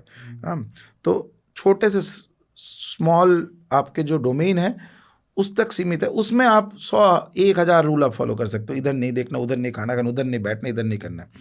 बाहर आप जाएंगे तो एक के बाद एक रूल अपने आप से निकल जाएगा। संभव ही नहीं है, प्रैक्टिकली संभव नहीं है। तुलसी गैबार्ड की कौन सी कास्ट है? वो तो कन्वर्ट हुई है हिंदुइज्म में। हाँ, तो वही, और इसीलिए मुझे उनका संप्रदाय है ना, हाँ, एक तरीके से इस्कॉन मान लो, इस्कॉन चाहे मान लो। हाँ, तो वो एक संप्रदाय ही हो गया वो। तो ऐसे ही आप कह रहे हो कि कहीं ना कहीं वैसा ही एक तरीके से हम जाएंगे कि कोई शैव है, कोई वैष्णव है, और आपस में कास्ट लड़ने के बजाय वो शैव वैष्णव में आपस में शास्त्रार्थ होंगे। मुझे नहीं लगता लड़ाई होगा, शास्त्रार्थ भी नहीं होगा। अच्छा, वो भी, क्योंकि हमारा देखिए सब चीज़ में एक है कि एक ब्लेसिंग भी होता है। वर्ल्ड अभी इंटरकनेक्टेड है, पहले ज़माने में इंटरकनेक्टेड नहीं था। तो आपको पता ही नहीं चलता था बाहर क्या हो, बाहर क्या। आपको तो मतलब अगर मैं कैलकाटा में बैठा हूँ तो दिल्ली में क्या हो रहा है वही पता नहीं होगा। 500 साल पुराना बात कर रहा हूँ, ठीक है। आजकल आपको पता है, तो पहले चीज़ आपको पता है कि कितने सारे शत्रु है बाहर इंडिया के। कॉमन एनिमी जब हो जाता है ना, आप छोटा मोटा जो डिफरेंसेस है आप उसको साइड कर देते हो। तो लगता है कि ये ज़्यादा प्रॉब्लमेटिक है, क्योंकि वो जब मारेगा मुझे भी मारेगा, बाकी कास्ट को भी मारेगा, किसी को नहीं छोड़ने वाला है। हाँ, तो जब एनिमी आता है शत्रु, तो ये एक तरह से बून है हमारे लिए कि वी आर इंटरकनेक्टेड। हमको पता है कि एक ट्रम्प नाम का एक बंदा है, वो ये सब हरकत किए जा रहा है, उसके लिए ये सब हो रहा है, ठीक है। तो इसके खिलाफ कुछ नहीं करते तांत्रिक? इतना आसान भी नहीं है जो कर दिया और कुछ गायब हो गया, क्योंकि वो उस पोजीशन में आया है क्योंकि उसका कुछ कर्म है, उसका कुछ डेस्टिनी है। और हमारा कुछ कर्म है, हमारा भी कुछ डेस्टिनी है कि हम थोड़ा सफ़र कर रहे हैं इस समय पे। और आज क्यों, आगे भी किए हैं, 1000 साल से तो वही चल रहा है। कहीं ना कहीं इधर इन्वेशन हो गया, वो हो गया। तो नेचर बहुत स्मार्ट है, इतना आसान नहीं है कुछ प्रयोग कर दिया कोई निकल गया। ट्रम्प जाएगा तो कोई और आएगा। जब तक वो कर्मफल भोगना है भोगना पड़ेगा, टैरिफ देना ही पड़ेगा, नेचर को टैरिफ देना ही पड़ेगा। और हर एक देश मतलब क्या होता है, देश में जितने पॉपुलेशन है, सब पॉपुलेशन का सम टोटल जितना कर्म है, पॉजिटिव या नेगेटिव, सब मिला के एक कर्मफल बनता है। तो इस चीज़ को चेंज करने का एक ही उपाय है कि एक minimum level of, minimum percentage of जो पॉपुलेशन है उनको साधना करने, एकजुट होकर साधना करना है। और दूसरा चीज़ बहुत इंपॉर्टेंट है ये कलयुग में, एकत्रित होकर साधना करना, जो पहले हम लोग नहीं करते थे। पहले का ज़माने में हिंदुइज्म क्या है, इंडिविजुअलिस्टिक बात है। पहले एक साथ कर लिया। हाँ, इस्कॉन का भक्ति भजन वो एक चीज़ है, लेकिन उसके ऊपर वाला स्टेज जब मंत्र साधना वगैरह आता है ना, तो फिर इंडिविजुअलिस्टिक होता है। यानी आप आपका चीज़ करेंगे, मैं मेरा चीज़ करूँगा, तीसरा कोई तीसरा चीज़। क्योंकि आप जब ऊपर जाएंगे तो आप यानी मोक्ष प्राप्त करेंगे, तो एक व्यक्ति मोक्ष प्राप्त करेगा, 10 एक साथ नहीं कर सकता है। ये फैमिली पैकेज नहीं होता है, एक जन मिला तो मिला। लेकिन एक साथ एकजुट होकर अगर मंत्र साधना किया जाता है या देवता का स्तुति किया जाता है कलेक्टिवली, जैसे मान लीजिए कि आज 100 जन, 200 जन या 1000 जन एक साथ मिलकर काल भैरव अष्टकम जप करता है, एक संकल्प लेके कि इस जगह को प्रोटेक्ट किया जाए, तो उसमें बहुत ज़्यादा पावर होता है। और ये कली युग ऐसा युग है जहाँ पे कलेक्टिव का पावर सबसे इम्पोर्टेंट है। एक मैंने वेदर वी लाइक इट और नॉट, हम लोग ऊपर से एटलीस्ट देखते हैं कि जो रिलीजन्स में कलेक्टिव को थोड़ा सा ऊपर लेने का कोशिश किया है, even if they have their own 1 million flaws है, कहीं ना कहीं उन लोगों को पावर ज़्यादा मिला है ओवर टाइम। चाहे वो एक साथ एक जगह कलेक्टिवली आके आप कुछ भी अपना प्रेयर करो, जो भी करना है, या तो आप बेसिकली क्रिएटिंग एक जन का पावर से नहीं हो सकता है. पॉइंट इज 100 लोग 1000 लोग एक साथ आके वही चीज़ एक साथ एक ही जगह पे अगर करते हैं तो दैट क्योंकि उसका एक साइकोलॉजिकल और रियल इफेक्ट भी तो आता है ना, जब आप एक जगह इकट्ठे होते हो, जब आप एक जगह मिलते हो रोज 5 बार, है ना, तो वो फिर जो भाईचारा है Correct. वो बढ़ता ही है ऑब्वियसली. तो आपकी जो फीलिंग है, अभी आपको पता ही नहीं है मेरे अगले फ्लैट में कौन रह रहा है, कौन जान रहा है, कोई पता ही नहीं, कभी मिलते ही नहीं. Correct. अब आप 5 बार मिल रहे हो दिन में फॉर वट एवर रीजन, तो वो तो एक रिलीजन क्या है, आपको बांधने का ही तो सूत्र है ना. तो वो एक आपको एक भाईचारे की फीलिंग देता है, कटने मारने की फीलिंग देता है. तो वो एक जगह नहीं रहती है, वो सब जगह ही फैलती है. फिर तो पावर तो अपने आप ही आएगी. कलेक्टिव का पावर बहुत इंपॉर्टेंट है कलयुग में. कुछ भी चीज़ अचीव करने के लिए जो व्यक्ति ये कर पाएगा, कलेक्टिव को बना पाता है कुछ भी चीज़ में, तो that is how nature is going to bless. Individualistic का टाइम निकल गया, तो इसीलिए कहीं ना कहीं जो बाउंड्रीज बनाया गया है कुछ कुछ वो बाउंड्रीज लूजन हो जाएगा. और again coming to the same point, समय जो आ रहा है, मुझे I am quite certain of it, इसमें कोई it is not a matter of debate का बात नहीं कर रहा हूँ मैं. 50-100 साल बाद कुछ चीज़ हिंदू सोसाइटी में कुछ डिविशंस जो है, डिविशंस इन द सेंस कि एक समय पे वो सही था, जैसे कि this caste will do this का, वो सब डिविजन धीरे धीरे समान हो जाएगा अपने आप से. इट इज़ दी भक्ति टूवर्ड्स द देवता, और जो देवता उस समय पे जागृत हो जाएगा, उस देवता के प्रति भक्ति, वो चीज़ कलेक्टिवली लोगों को खींच के रखेगा. और ये होने वाला है, इसको ये तो कोई चेंज नहीं कर सकता. It is like I feel it is destined, और ये तर्क का विषय भी नहीं है. अब चाहे किसी को अच्छा लगे ना लगे कोई फ़र्क नहीं पड़ता, लेकिन डेस्टिनी तो अपना काम कर देता है. और क्या चेंज देख रहे हो आप बड़ा भारत में? ये 2 सबसे इम्पॉर्टेंट चेंज है, और ये 2 चेंज जब एक्सेप्टेड हो जाएगा सोसाइटी में, तो it will cause a lot of difference to the way. जैसे कि एक तरह से इट इज़ लाइक हम लोग एक एक्लिप्स के अंदर थे 1000 सालों तक. वो चीज़ धीरे धीरे चेंज होता जाएगा, चेंज होगा. और इतना समय तक अगर कोई नीचे दबा हुआ रहता है तो उसको चेंज होने में थोड़ा समय लगता है, 1-2 साल नहीं, it will take 50-60 years. Independence हमारा कितना हुआ अभी, it's not even 100 years, right. तो independence it is still a very fragile time. ये हम क्या है, हमारा क्या फाउंडेशन है, where we stand spiritually materialistic, ये चीज़ अभी तक पूरा समझ में नहीं आया लोगों को. और क्योंकि वेरियस फैक्टर्स है, वो ट्रांजिशन टाइम समय लगता है. जो 1000 साल का या 1000 से ज़्यादा भी हो, जो एक दबा हुआ जो पीरियड था. हाँ, मतलब अगर आप उस हिसाब से देखो तो 70 साल एक तरीके से जो पीरियड है, इतने साल तो शायद औरंगज़ेब ने ही राज कर लिया था. तो मतलब अगर आप हिस्टोरिकल फेज देखो कि एक पूरी डायनेस्टी में से एक बंदा इतने साल राज करके चला गया, and today we see that very harsh period, but 1000 साल में वो एक पीरियड है. करेक्ट. तो अभी हम कुछ चीज़ों में थोड़ा हो जाते हैं डिप्रेसिंग कि ये ऐसे गलत दिशा में जा रहा है, बट जो आउटर पिक्चर है बाहर से अगर आप थोड़ा जूम आउट करके देखो तो शायद हो सकता है कि वो अच्छे चीज़ के लिए हो रहा हो और डायरेक्शन अच्छी हो. डायरेक्शन अच्छा होगा भी. आई एम क्वाइट सर्टेन कि ये समय जो है ये धीरे धीरे आगे बढ़ता जाएगा इंडिया, मटेरियलिस्टिकली स्पिरिचुअली. और स्पिरिचुअली पहला चीज़ है, क्योंकि इंडिया ऐसा देश है इसका डेस्टिनी स्पिरिचुअलिटी के साथ लिंक्ड है. इंडिया स्पिरिचुअली प्रोग्रेस करेगा, मटेरियलिस्टिक प्रोग्रेस ऑटोमेटिकली आ जाएगा साथ में, और हो भी रहा है. मटेरियलिस्टिक प्रोग्रेस ऐसा कुछ ख़राब नहीं है इंडिया का भी मेरे हिसाब से. जहाँ पे हाँ ऑफ कोर्स कोई अगर बोले कि 1000 साल पहले क्या था, वो तो अलग बात है, but it is growing and it is growing well. इतना ख़राब कुछ नहीं है. स्पिरिचुअल प्रोग्रेस इंपॉर्टेंट है. कहीं हिंदू सोसाइटी में एक गलती था, 50-60 ईयर्स 70 ईयर्स तक हिंदू सोसाइटी में मटेरियलिज्म ज़्यादा, क्योंकि लोगों को लगता था कि कैसे भी करके थोड़ा सा और मैं ये पढ़ाई कर लूँ, MBA कर लूँ, बाहर चले जाऊँ. ये सो धर्म एंड साधना, उपासना, ये चीज़ सेकेंडरी था. इसके कारण सेकुलरिज्म भी बहुत ज़्यादा माइंड में एक जैसे एक वायरस की तरह घुस गया है कि सब एक साथ रहना. सेकुलरिज्म अच्छी चीज़ है, बट अपना एज वो ये है ना फेमस अमेरिकन पोएट, उन्होंने बोला था good walls make good neighbours. तो आपका वॉल सही रहेगा तो आप भी अच्छे रहेंगे, नेबर भी अच्छा रहेगा. सब एक साथ नहीं रह सकता है. तो उस हिसाब से अपना बेस सही होना चाहिए, अपना पैरामीटर सही समझना चाहिए, अपना बाउंड्री सही समझना चाहिए कि this is how I am, this is what my identity is.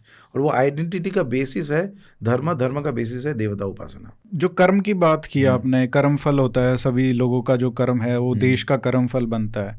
कर्म के ऊपर एक बात इंटरेस्टिंग डिस्कशन कर रहे थे हम, एक दिन बैठे थे दोस्त, तो ये बात हो रही थी कि जो हमारा कर्म है, जो हमारी डेस्टिनी है, वो हमारे सिर्फ अभी जो हम कर्म कर रहे हैं उससे नहीं इन्फ्लुएंस्ड होती है, जो हमारे पुराने कर्म हैं पुराने जन्मों के। और ये तो एक फंडामेंटल बिलीफ है, अगर आप हिंदुज़म में मानते हो, हिंदू हो, तो ये तो अब जो आपका पुनर्जन्म है और उसके जो आपके कर्म हैं वो कैसे इन्फ्लुएंस करते हैं।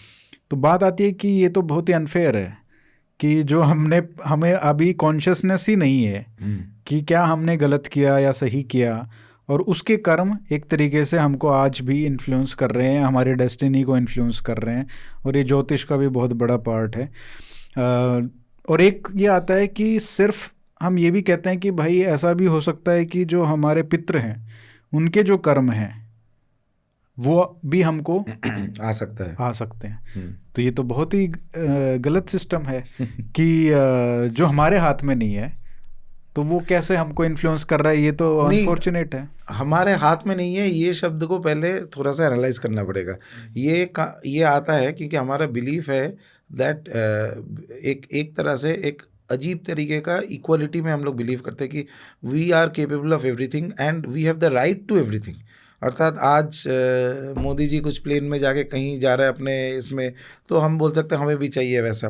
तो वैसा क्यों मिलेगा? क्योंकि उनका पावर अलग है, वो पोजीशन अलग है, आपका पोजीशन हमारा पोजीशन अलग है, ठीक है। राइट कुछ नहीं है नेचर में। Nature doesn't believe in the word called right, nature believes in the word called अधिकार। जिसका जो अधिकार है उस हिसाब से उसको दिया जाएगा। यानी अधिकार के ये मीनिंग है कि कोई व्यक्ति साधना करते करते उस स्तर पे पहुंचेगा तो उसका वो अधिकार अगर आएगा तो उसके पूर्व जन्म का क्या हुआ है नहीं हुआ है सब पता चल जाएगा। पिछले जन्म का ये इसलिए हमें जो चीज़ भोगना पड़ता है, it is not unfair but it is actually extremely fair. और फेयर मुझे लगता है कि जो मेमोरी नहीं रहता ये बहुत अच्छी बात है। अगर कोई you go to the Indian judicial system ना, जितने केस है वेबसाइट में लोग ये है, तो वहाँ देखिए how many cases of their जहाँ पे कोई बच्चा बड़े होके फादर मदर से झगड़ा करके किसी को मर्डर कर दिया, ठीक है, या पेरेंट्स ने किसी बच्चे को मार दिया, या तो कोई रिलेटिव को मार दिया, या दोस्त को मार दिया इत्यादि। ये घटना जब घटित होता है उसके 5 साल पहले तक किसी को पता नहीं है, 10 साल पहले तक पता नहीं है, बच्चे पैदा हो रहे तब भी पता नहीं है। आपको अगर ये नॉलेज है कि इसके साथ मेरा कार्मिक लिंक ऐसा है कि एक दिन ये मुझे मारने वाला है, तो आप you will not be able to fulfil your duty only, और पहले से ही भागेंगे वहाँ से।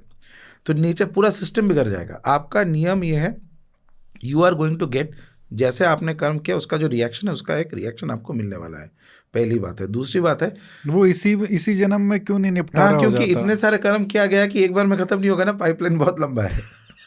इसीलिए तो नेचर इज ऑलवेज फेयर, लेकिन एक बार पे नहीं मिलेगा, धीरे धीरे धीरे धीरे। Nature is the best system. कोई सुपर कंप्यूटर उसके आसपास नहीं आता। नेचर को पता है इस कर्म का ये फल है, यहाँ पे जाके आपको मिलने वाला है, इतने लाइफ टाइम्स बाद it is going to come. But उसमें और एक चीज़ है, ये स्टैटिक नहीं है। मीन्स इस समय पे आप कैसे अपने आप को कंडक्ट कर रहे हो, what you are doing now, इसका भी एक रिफ्लेक्शन उसमें ऐड हो जाता है। जैसे एक फीडबैक लूप है मशीन में, यानी अभी क्या कर रहे हो उसको फीडबैक होके वापस उस कर्म के साथ जुड़ जाएगा। एंड नेचर इज कॉन्स्टेंटली रिकैलकुलेटिंग कि आपको कितना मिलना चाहिए इसमें, ठीक है। तो इसीलिए माना जाता है स्पिरिचुअली कि इसीलिए साधना किया जाता है। साधना करने का ये कारण एक होता है कि जितना आप साधना करेंगे, मंत्र, मेडिटेशन, योगा जो भी करते हैं, आपका कर्मफल कम होता जाता है क्योंकि you are burning off that karmas. तो इसका it gets added to that पुराना कर्म and eventually it comes down कि आपके जो जितना इंटेंसिटी से आपके पास आने वाला था वो चीज़ कम होता है। तो रामकृष्ण परमहंस बोलते थे ऐसे अपने लैंग्वेज में कि अगर आपके कर्म में ऐसा है कि आपका किसी व्यक्ति का अगर ऐसा कर्म है कि उसका पैर में इंजुरी होने पर पैर कटने वाला है सपोज, तो वो साधना करता रहता है। हो सकता है कि उसके जगह एक छोटा सा पिन प्रिक होगा वहाँ पे, वही चीज़ खत्म हुआ लेकिन उसका इंटेंसिटी कम हो गया क्योंकि उसने इतना साधना किया। इसका मीनिंग ये है कि इस समय पे आप कैसे अपने आप को कंडक्ट कर रहे हो उसके हिसाब से इट गेट्स रिकैलिब्रेटेड कि आपको कितना मिलने वाला है। और पितरों का क्वेश्चन है, ये बहुत इंटरेस्टिंग क्वेश्चन है कि पितरों ने जो किया है उसका फल हमको क्यों भुगतना पड़ता है। उसका कारण कि क्वाइट ऑफन ये जो पितृ, मान लीजिए 5 जनरेशन पहले किसी ने कुछ कांड किया है, उसका फल जो भोग रहा है वो जो व्यक्ति आज भोग रहा है वो वही पितृ है, वापस आ गया वहाँ पे फैमिली में। Nobody get something that they don't deserve. ये रूल पहला है नियम नेचर का। तो बहुत समय पे ये होता है कि पितृ जो है वो अपनी फैमिली में पैदा होता है और जो कर्म खुद करके आया है उसका फल वो भोग रहा है अभी। बट ये जो सिस्टम है जो और जो रिलीजन्स हैं जिनमें उनमें बिलीफ अलग हैं, तो वो अगर मानते हैं कि भाई यही जन्म है, इसके बाद कुछ नहीं है, ख़त्म हो जाओगे और जला दिए जाओगे, उसके बाद कुछ नहीं है, जो एथिस्ट भी मानते हैं, जो बहुत सारे आई थिंक ओशो भी शायद यही मानते थे। तो जितना जो कुछ करना है you know, you live only once, और हमारे यहाँ पे तो you live so many times. तो क्या ये जो फिलॉसफी इससे बेटर कैसे है? ये जो सिस्टम है, अगर मैं मानूँ कि मैं अभी पैदा हुआ, यही मेरे जीवन है और मैं उसके बाद ख़त्म हो जाऊँगा और ये आत्मा चली जाएगी कहीं पे, तो इसमें हर्ज क्या है? जो अच्छा काम करना है यहाँ पे, जिसका जो फल मिलना है वो यहीं मिलना है, जो नहीं मिलना उसके बाद भी नहीं मिलना, ठीक है? जो अच्छे काम करोगे तो अच्छा पाओगे, जो गलत काम करोगे तो गलत यहीं पे होगा, जो जस्टिस होगी, दूसरा जन्म है नहीं। ये कैसे ख़राब है इसके कंपैरिजन में? नहीं, लेकिन ये जो एग्जांपल आपने दिया इसमें एक चेंज है, यानी बाकी रिलीजन्स में लाइफ एक ही है लेकिन उसका जो रिजल्ट है वो आपको यही मिलेगा, ऐसा नहीं बोल रहा है, कोई रिलीजन नहीं बोल रहा है। दे आर सेइंग कि आफ्टर लाइफ में, आफ्टर लाइफ होगा, एक होगा या तो जन्नत होगा या कुछ होगा, या बाद में एक समय आएगा जब आपको जज किया जाएगा। जो पावर को उन लोग बिलीव करते हैं वो, there is a judgement day. Judgement day सब जगह पे है। जजमेंट यहाँ पे कोई रिलीजन कभी नहीं बोलेगा कि पूरा जजमेंट एक लाइफ में हो जाएगा, क्योंकि फिर आपका सबसे प्रत्यक्ष कॉन्ट्रडिक्शन आने वाला है। प्रत्यक्ष कॉन्ट्रडिक्शन क्या है? आप हॉस्पिटल में चले जाइए, बच्चों का जो मॉर्टलिटी वर्ड आप देखेंगे, there are so many children born with congenital diseases. आप उसको कैसे एक्सप्लेन करेंगे? कैसे एक्सप्लेन करेंगे क्यों एक बच्चा पैदाइशी इतना सफ़र कर रहा है, जो एकदम ही बच्चा 10 दिन का है, 1 महीने का है, उसने तो कुछ किया भी नहीं है काम। Why is that person suffering so much? और इधर इतना खराब लोग, इतना अय्याशी कर रहा है, आराम से बैठा हुआ है। ये चीज़ कभी एक्सप्लेन नहीं हो सकता है if you believe in one life time. फिर आपको लगेगा कि या तो आप नास्तिक हो, देयर इज नो गॉड। फिर वो बात आ जाती है कि ये तो बीमारी की वजह से हो रहा है, बीमारी ठीक कर दो। तो पहले बहुत लोग मरते थे, अब नहीं मरते हैं। तो एकदम नास्तिक जो है कि जो बिलीव नहीं करता है कि भगवान नहीं है, ठीक है भगवान नहीं है, कोई बात नहीं है, लेकिन उसमें भी then you have to believe कि ये पूरा चीज़ रैंडम है। मानी कोई गारंटी नहीं है किसी एक जन का। देखो साइंस क्या कर रहा है? साइंस बोल रहा है कि ये डिजीज़ है, लेकिन साइंस ये एक्सप्लेन नहीं कर पाएगा कि क्यों एक जन का ही डिजीज़ आया, क्यों बाकी जन का नहीं आया है। एक स्टैटिस्टिकल आइडिया दे सकता है, लेकिन एग्जैक्ट आइडिया नहीं दे सकता कि इस व्यक्ति का आया है, बाकी उस फैमिली में किसी और का क्यों नहीं आया। वो क्वेश्चन जो आता है, व्हाई मी गॉड, व्हाई मी, मेरे साथ ही ऐसा क्यों हो रहा है, नहीं, अगर उसको रिप्लाई नहीं, उसका आंसर नहीं है। नहीं, अगर कोई हायर पावर को नहीं मानता है कि कोई गॉड नहीं है, एवरीथिंग इज रैंडम, वो भी एक अच्छा फिलॉसफी है, ऐसे खराब नहीं है फिलॉसफी में। बट उसमें ये है कि अगर अनफॉर्चुनेट सिचुएशन आपका होता है कि कहीं आप ऐसे जगह पे पहुंच जाते हैं, भगवान तो नहीं है लेकिन भूत तो है, ठीक है, दिख गया तो आपका फिर तो सब बहुत आसानी से दिखता भी है सब चीज़। तो बहुत ही आसान है, जो लोग ये सब करते हैं उनके लिए इतना कोई कठिन नहीं है ये। और जो हॉन्टेड जगह आप चले जाइए कहीं ना कहीं, और कुछ थिंग्स आर देयर। इनफैक्ट एक इंटरेस्टिंग ये चीज़ है, बट ये कैमरे पे क्यों नहीं कैप्चर हो पाती आज वो तक? सब मुझे पता नहीं, मैं कभी सबके पीछे गया नहीं हूँ तो आई डोंट नो। बट मतलब वो एक है ना मीम बना था कि चमत्कार होने तभी दुनिया में ख़त्म हो गए जब से कैमरा की इजाज़त हुआ है। नहीं, ऐसा नहीं है। कैमरा का मुझे पता नहीं है। कैमरा पे मुझे, कैमरा का तो अगर कैमरा का बात किया जाए, सिर्फ भूत प्रेत क्यों, आजकल ये भी फैशन है, बहुत जगह पे देखता हूँ कि कोई पूजा हो रहा है, कोई अर्चना हो रहा है, हवन हो रहा है इत्यादि, लोग फ़ोटो खींचते हैं, फिर फोटो में दिखता है ये भगवान दिख गया, वो दिख गया। वो भी सब मुझे लगता है कि ये सब नॉनसेंस है, मन का भ्रम है। वो आप डेस्परेट होते हो कुछ फाइंड आउट करने के लिए। अगर कोई हायर पावर है, उसको फ़ोटो के माध्यम से दिखाना नहीं, वो ऐसे भी दिखा देगा आपको, ठीक है। But it is much easier to experience these things. जैसे कमिंग बैक टू वो जो हम लोग डिस्कशन किए थे अभी, वो ऑकल्ट और नेगेटिव तंत्र जो यूज़ करते हैं, क्यों वो लोग यूज़ करते हैं? क्वेश्चन ये आ सकता है कि क्यों ये लोग भूत प्रेत का पूजा करते हैं, क्यों नहीं देवताओं का पूजा करते हैं, क्यों नहीं शिव जी को बोलते हैं मुझे बहुत पावरफुल बना दो, बहुत पैसा बना दो। शिव जी तक पहुंचना बहुत मुश्किल है। ये सब चीज़ों तक पहुंचना बहुत आसान है। आजकल तो वर्ल्ड में ऐसे भी लोग हैं, इंडिया में भी है। अब पैसा दो तो आपको सामने बैठा के दिखा देगा वो चीज़ और काम भी करवा देगा। अब डाउट नहीं रहेगा। ये ऑकल्ट लेवल के जो चीज़ होते हैं, इसमें कोई अगर एक्सप्लोर करने जाता है और क्योंकि काफ़ी सारे लोग ये पॉडकास्ट सुनने वाले हैं, एक्सप्लोर, मेरा एडवाइस है तो कभी मत जाओ, बहुत डेंजरस है, लिटरली डेंजरस। लेकिन ये फाइंड आउट और करना, गंदे कर्म में काउंट होगा बहुत। कर्म तो छोड़ दो, कर्म का तो बाद में हिसाब होगा। उसके पहले ये एक जैसे कि एक डार्क नाइटमेयर है। डार्कनेस का कोई अंत नहीं है, लाइट का जैसे अंत नहीं होता है ना, ऐसा चीज़ हो सकता है। There is no limit to what, क्या क्या चीज़ है और क्या नहीं है। भगवान है कि नहीं पता नहीं, लेकिन ये सब चीज़ 100% है। और ये फाइंड आउट करना डिफिकल्ट भी नहीं होता है जो लोग इसमें एक्सप्लोर करते हैं। लेकिन एक्सप्लोर करना है तो पहले खुद का प्रोटेक्शन जो है वो तैयार करके रखो। अच्छा, इस कॉन्टेक्स्ट में एक चीज़ और मेंशन करना इम्पॉर्टेंट है। एक बहुत पुराना मैं टेक्स्ट मंत्र शास्त्र का मैं पढ़ रहा था 1-2 साल पहले, उसमें एक तर्क दिया हुआ था बहुत इंटरेस्टिंग, वैदिक ज़माने में। अच्छा, मंत्र हम लोग क्या मानते हैं कि ओम नमः शिवाय कोई कर लिया तो शिव जी का मंत्र, शिव जी आ जाएगा। तर्क ये हो रहा था कि क्या देवता है या मंत्र ही देवता है। यानी मंत्र के जो शक्ति है, जो मंत्र आप जप कर रहे हो, ओम नमः शिवाय, ओम नमः शिवाय, तो इस जप करते करते एक साउंड एनर्जी प्रोड्यूस हो रहा है, एक स्पिरिचुअल एनर्जी, सटल एनर्जी, सूक्ष्म एक एनर्जी प्रोड्यूस हो रहा है।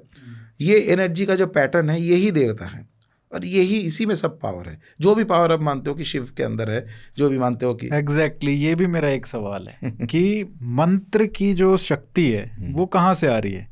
क्योंकि कई लोग बोलते हैं वाइब्रेशन है ना, और वाइब्रेशन ऐसे रेजोनेट करती है कि उसी में पावर होती है। अपना एनवायरनमेंट जो है आपका अराउंड सराउंडिंग का, उसको चेंज कर देती है, या आपकी मेंटलिटी है वो ऐसी चेंज कर देती है कि पॉजिटिव आपको फीलिंग आती है because of the way that you are pronouncing it.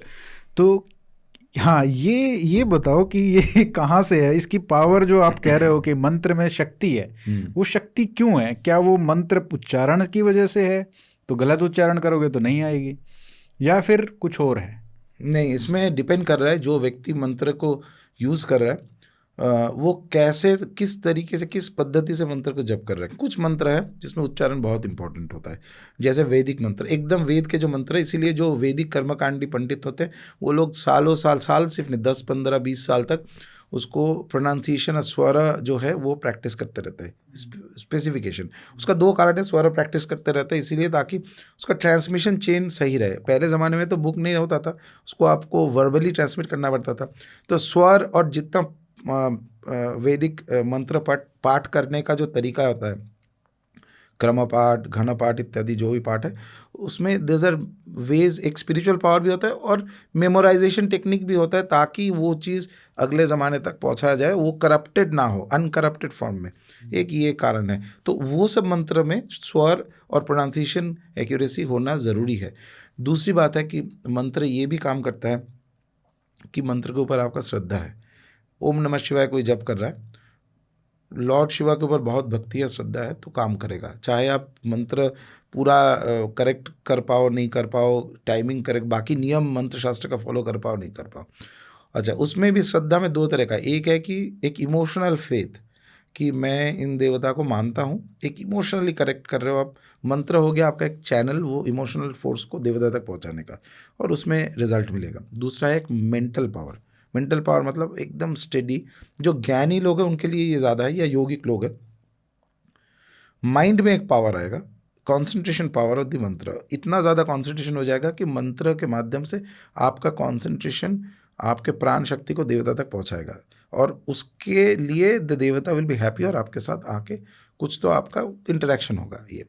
और तीसरा पद्धति है जो तंत्र में किया जाता है, वो है कि मंत्र का पुरुषचरण किया जाता है। पुरुषचरण यानी 1 लाख, 2 लाख, 5 लाख, 6 लाख जप करना विथ संकल्प लेके इतना जप करो, इतना हवन करो, तो मंत्र जागृत हो जाता है। तो इसमें जब पुरुषचरण किया जाता है, प्रोनाउंसिएशन इज इंपॉर्टेंट, क्योंकि गलत प्रोनाउंसिएशन या गलत सेंस अगर आपके अंदर आ रहा है तो फिर वो बहुत प्रॉब्लमेटिक हो सकता है। तो वो तो फिर ये भी मतलब हुआ कि उसका मतलब क्या है उस मंत्र का, वो भी पता होना चाहिए आपको, हाँ, या आपको पता ही नहीं है, बस आप बोलते जा रहे हो तो उसका बिना कोई मतलब है? नहीं, बिना बिना मीनिंग तो समझे। जानना जरूरी है मंत्र का। आप कौन सा देवता का मंत्र कर रहे हो, उसका क्या मीनिंग है, क्या अर्थ है, वो तो बेसिक चीज़ है। ये तो ये जानना तो आसान ही है, ये इतना कोई कठिन नहीं है। नहीं, जैसे 5-6 वो शब्दों का कोई मंत्र बना के दे देते हैं और वो फिर नहीं, अगर बीज मंत्र है तो अलग बात है। अच्छा। बीज मंत्र का कोई मीनिंग नहीं होता है। बीज मंत्र सिर्फ साउंड एनर्जी है। बीज मंत्र जो भी बीज हर देवता का एक एक बीज मंत्र होता है। तो बीज मंत्र जब जप करेंगे उसमें कोई मीनिंग नहीं है, वो बस एनर्जी है जो वो देवता के साथ कनेक्ट होता है। तो ये इनका जो एनर्जी है वो सोर्स, वही मैं कह रहा हूँ कि वो कहाँ से आ रहा है, वो उसका सोर्स क्या है? जैसे साइंटिफिक, अगर वाइब्रेशन वाला अगर आप बात करो तो थोड़ा साइंटिफिक लगता है, बट इसमें क्या है, क्या कोई साइंस है या सिर्फ विश्वास है, भक्ति में जो एक्सपीरियंस है लोगों का सिर्फ वही से आता है? नहीं, ये तो ट्रेडिशनली देखा गया है कि जब ये किया जाता है, ऐसे किया जाता है, तो एक कहीं ना कहीं वो देवता के साथ कनेक्ट होता है और कुछ अनुभूति एक्सपीरियंस से स्टार्ट हो जाता है। तो एक तरह से हम लोग ट्रेडिशनल वे में लोगों के ऐसे मान सकते हैं। एक्सपीरियंसेस जो हैं। हाँ, और ट्रेडिशनल वे में ये भी माना जाता है कि ये मंत्र दृष्टा एक ऋषि होता है। हर मंत्र का एक ऋषि, साबर मंत्र छोड़ के बाकी मंत्रों का एक ऋषि होता है। ऋषि जिन्होंने पहली बार मंत्र वो देखा है, उसको एक्टिवेट किया है और पूरा दुनिया को, वर्ल्ड को दिया गया है उस मंत्र ऋषि के माध्यम से कि आप यूज़ करो। तो जो भी साधना करता है वो ऋषि का एक न्यास होता है मंत्र का, तो उसमें ऋष्यादि न्यास कहा जाता है।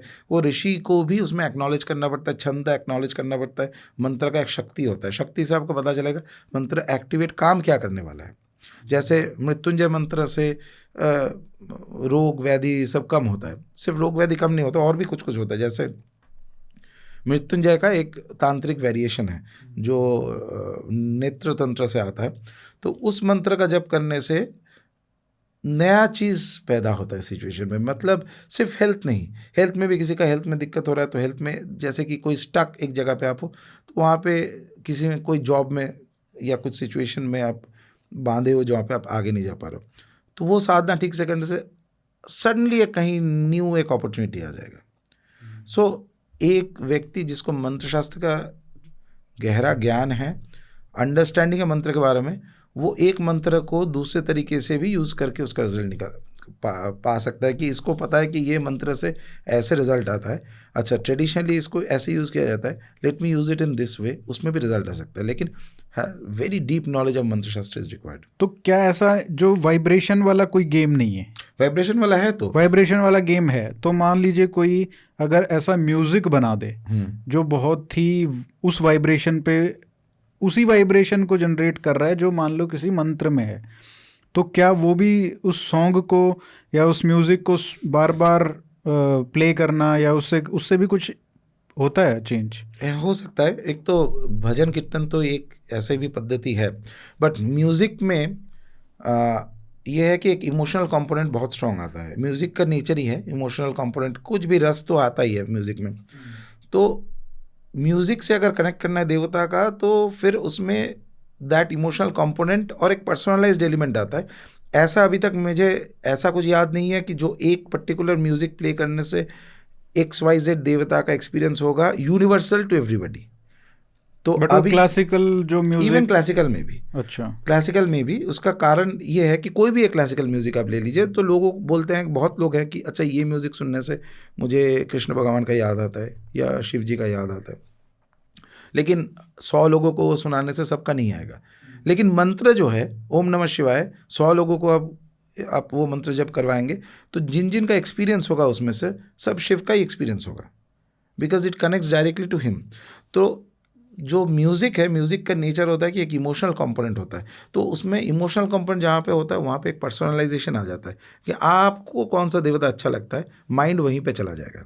तो अभी तक ऐसा कुछ मैं तो देखा नहीं हो कोई एक सिस्टम बनाया हुआ किसी ने बनाया है जिसमें एक म्यूज़िक जो इतना यूनिवर्सल है कि ऑटोमेटिकली एक विशेष देवता के पास लेके जाता है आपको। खैर मुझे लगता है कि ये तो वही लोग शायद ज़्यादा अपना पर्सनल एक्सपीरियंस बता सकते हैं जो इसमें बहुत ऊंचे स्तर पर जा चुके हैं। हो सकता है उनको ऐसे एक्सपीरियंस हुए हों, मे बी 1 और 2 सॉन्ग्स जो उन्होंने कंपोज किए या 1-2 ऐसे म्यूज़िक के उसमें सुर ऐसे बना दिए कि वहाँ पे ऐसे ब्रह्म ज्ञान हुआ। लेकिन वही है कि इम्पॉर्टेंट चीज़ है कि म्यूज़िक से हो सकता है, लेकिन वो व्यक्ति विशेष है, जो कर रहा है उसके लिए है, सब नहीं कर पाएंगे। और वो भी एक तरीके से जो ओरिजिनल अगर आप जाओ, जो हमारा म्यूज़िक का पूरा वो है, शास्त्र है, नाट्य शास्त्र भी लगा लो, चाहे आपका ये स्वर हो गए, जितने भी आपने म्यूज़िक के नोट्स हो गए, ये भी एक तरीके से सब कुछ, पहले तो हम इतना ब्रिलियंस था कि हर चीज़ को स्पिरिचुअलिटी से जोड़ते थे। Correct, right. वो एक वो नहीं था, इट्स नॉट लाइक बॉलीवुड। नाट्य शास्त्र इज़ इन इटसेल्फ, मतलब वो अपनी स्पिरिचुअलिटी उसकी अलग है। तो वो आध्यात्मिकता मुझे लगता है कि जो हम हर एक व्यक्ति के हर एक रस में जो जोड़ देते थे, है ना, वो हमको कहीं से फिर से वापस मुझे लगता है कि लाने की ज़रूरत है। अभी तो जो सेकुलराइजेशन हो रहा है इंडिविजुअल लेवल पे, जो हुआ है पिछले दशकों में, सदियों में, उसकी बजाय जो रिलीजियस जो है, स्पिरिचुअलिटी का जो होना चाहिए, वो उसकी तरफ शायद कुछ लोग जाने लगे हैं, बट एक मासिव लेवल पे जाएंगे तो फ़र्क पड़ेगा। और कहीं ना कहीं आप भी वही कह रहे हो कि वैसा होने वाला है, और एक अलग तरीके का भारत हमको देखने को मिलेगा। तो लेट्स सी। बहुत सारे आप जब बोल रहे थे तो मुझे सवाल आ रहे थे, बट मैंने टोका नहीं तो क्योंकि आपका फ्लो फिर वो बिगड़ जाता है, तो ऐसे अच्छा भी नहीं लगता। बट हम होपफुली इस बार जल्दी मिलेंगे, अगली बार जब होगा 2-3 साल का वेट नहीं करना पड़ेगा। But thank you so much sir, आपने इतना समय दिया, इतना पेशेंटली। वैसे हमारा तो 3 घंटे का होने वाला था, पर पहले 1.5 घंटा हमारा करप्ट हो गई फाइल, सो हमको दोबारा करना पड़ा। But thank you so much, आप इतने पेशेंटली आपने किया। Thank you sir. नमस्ते। नमस्ते।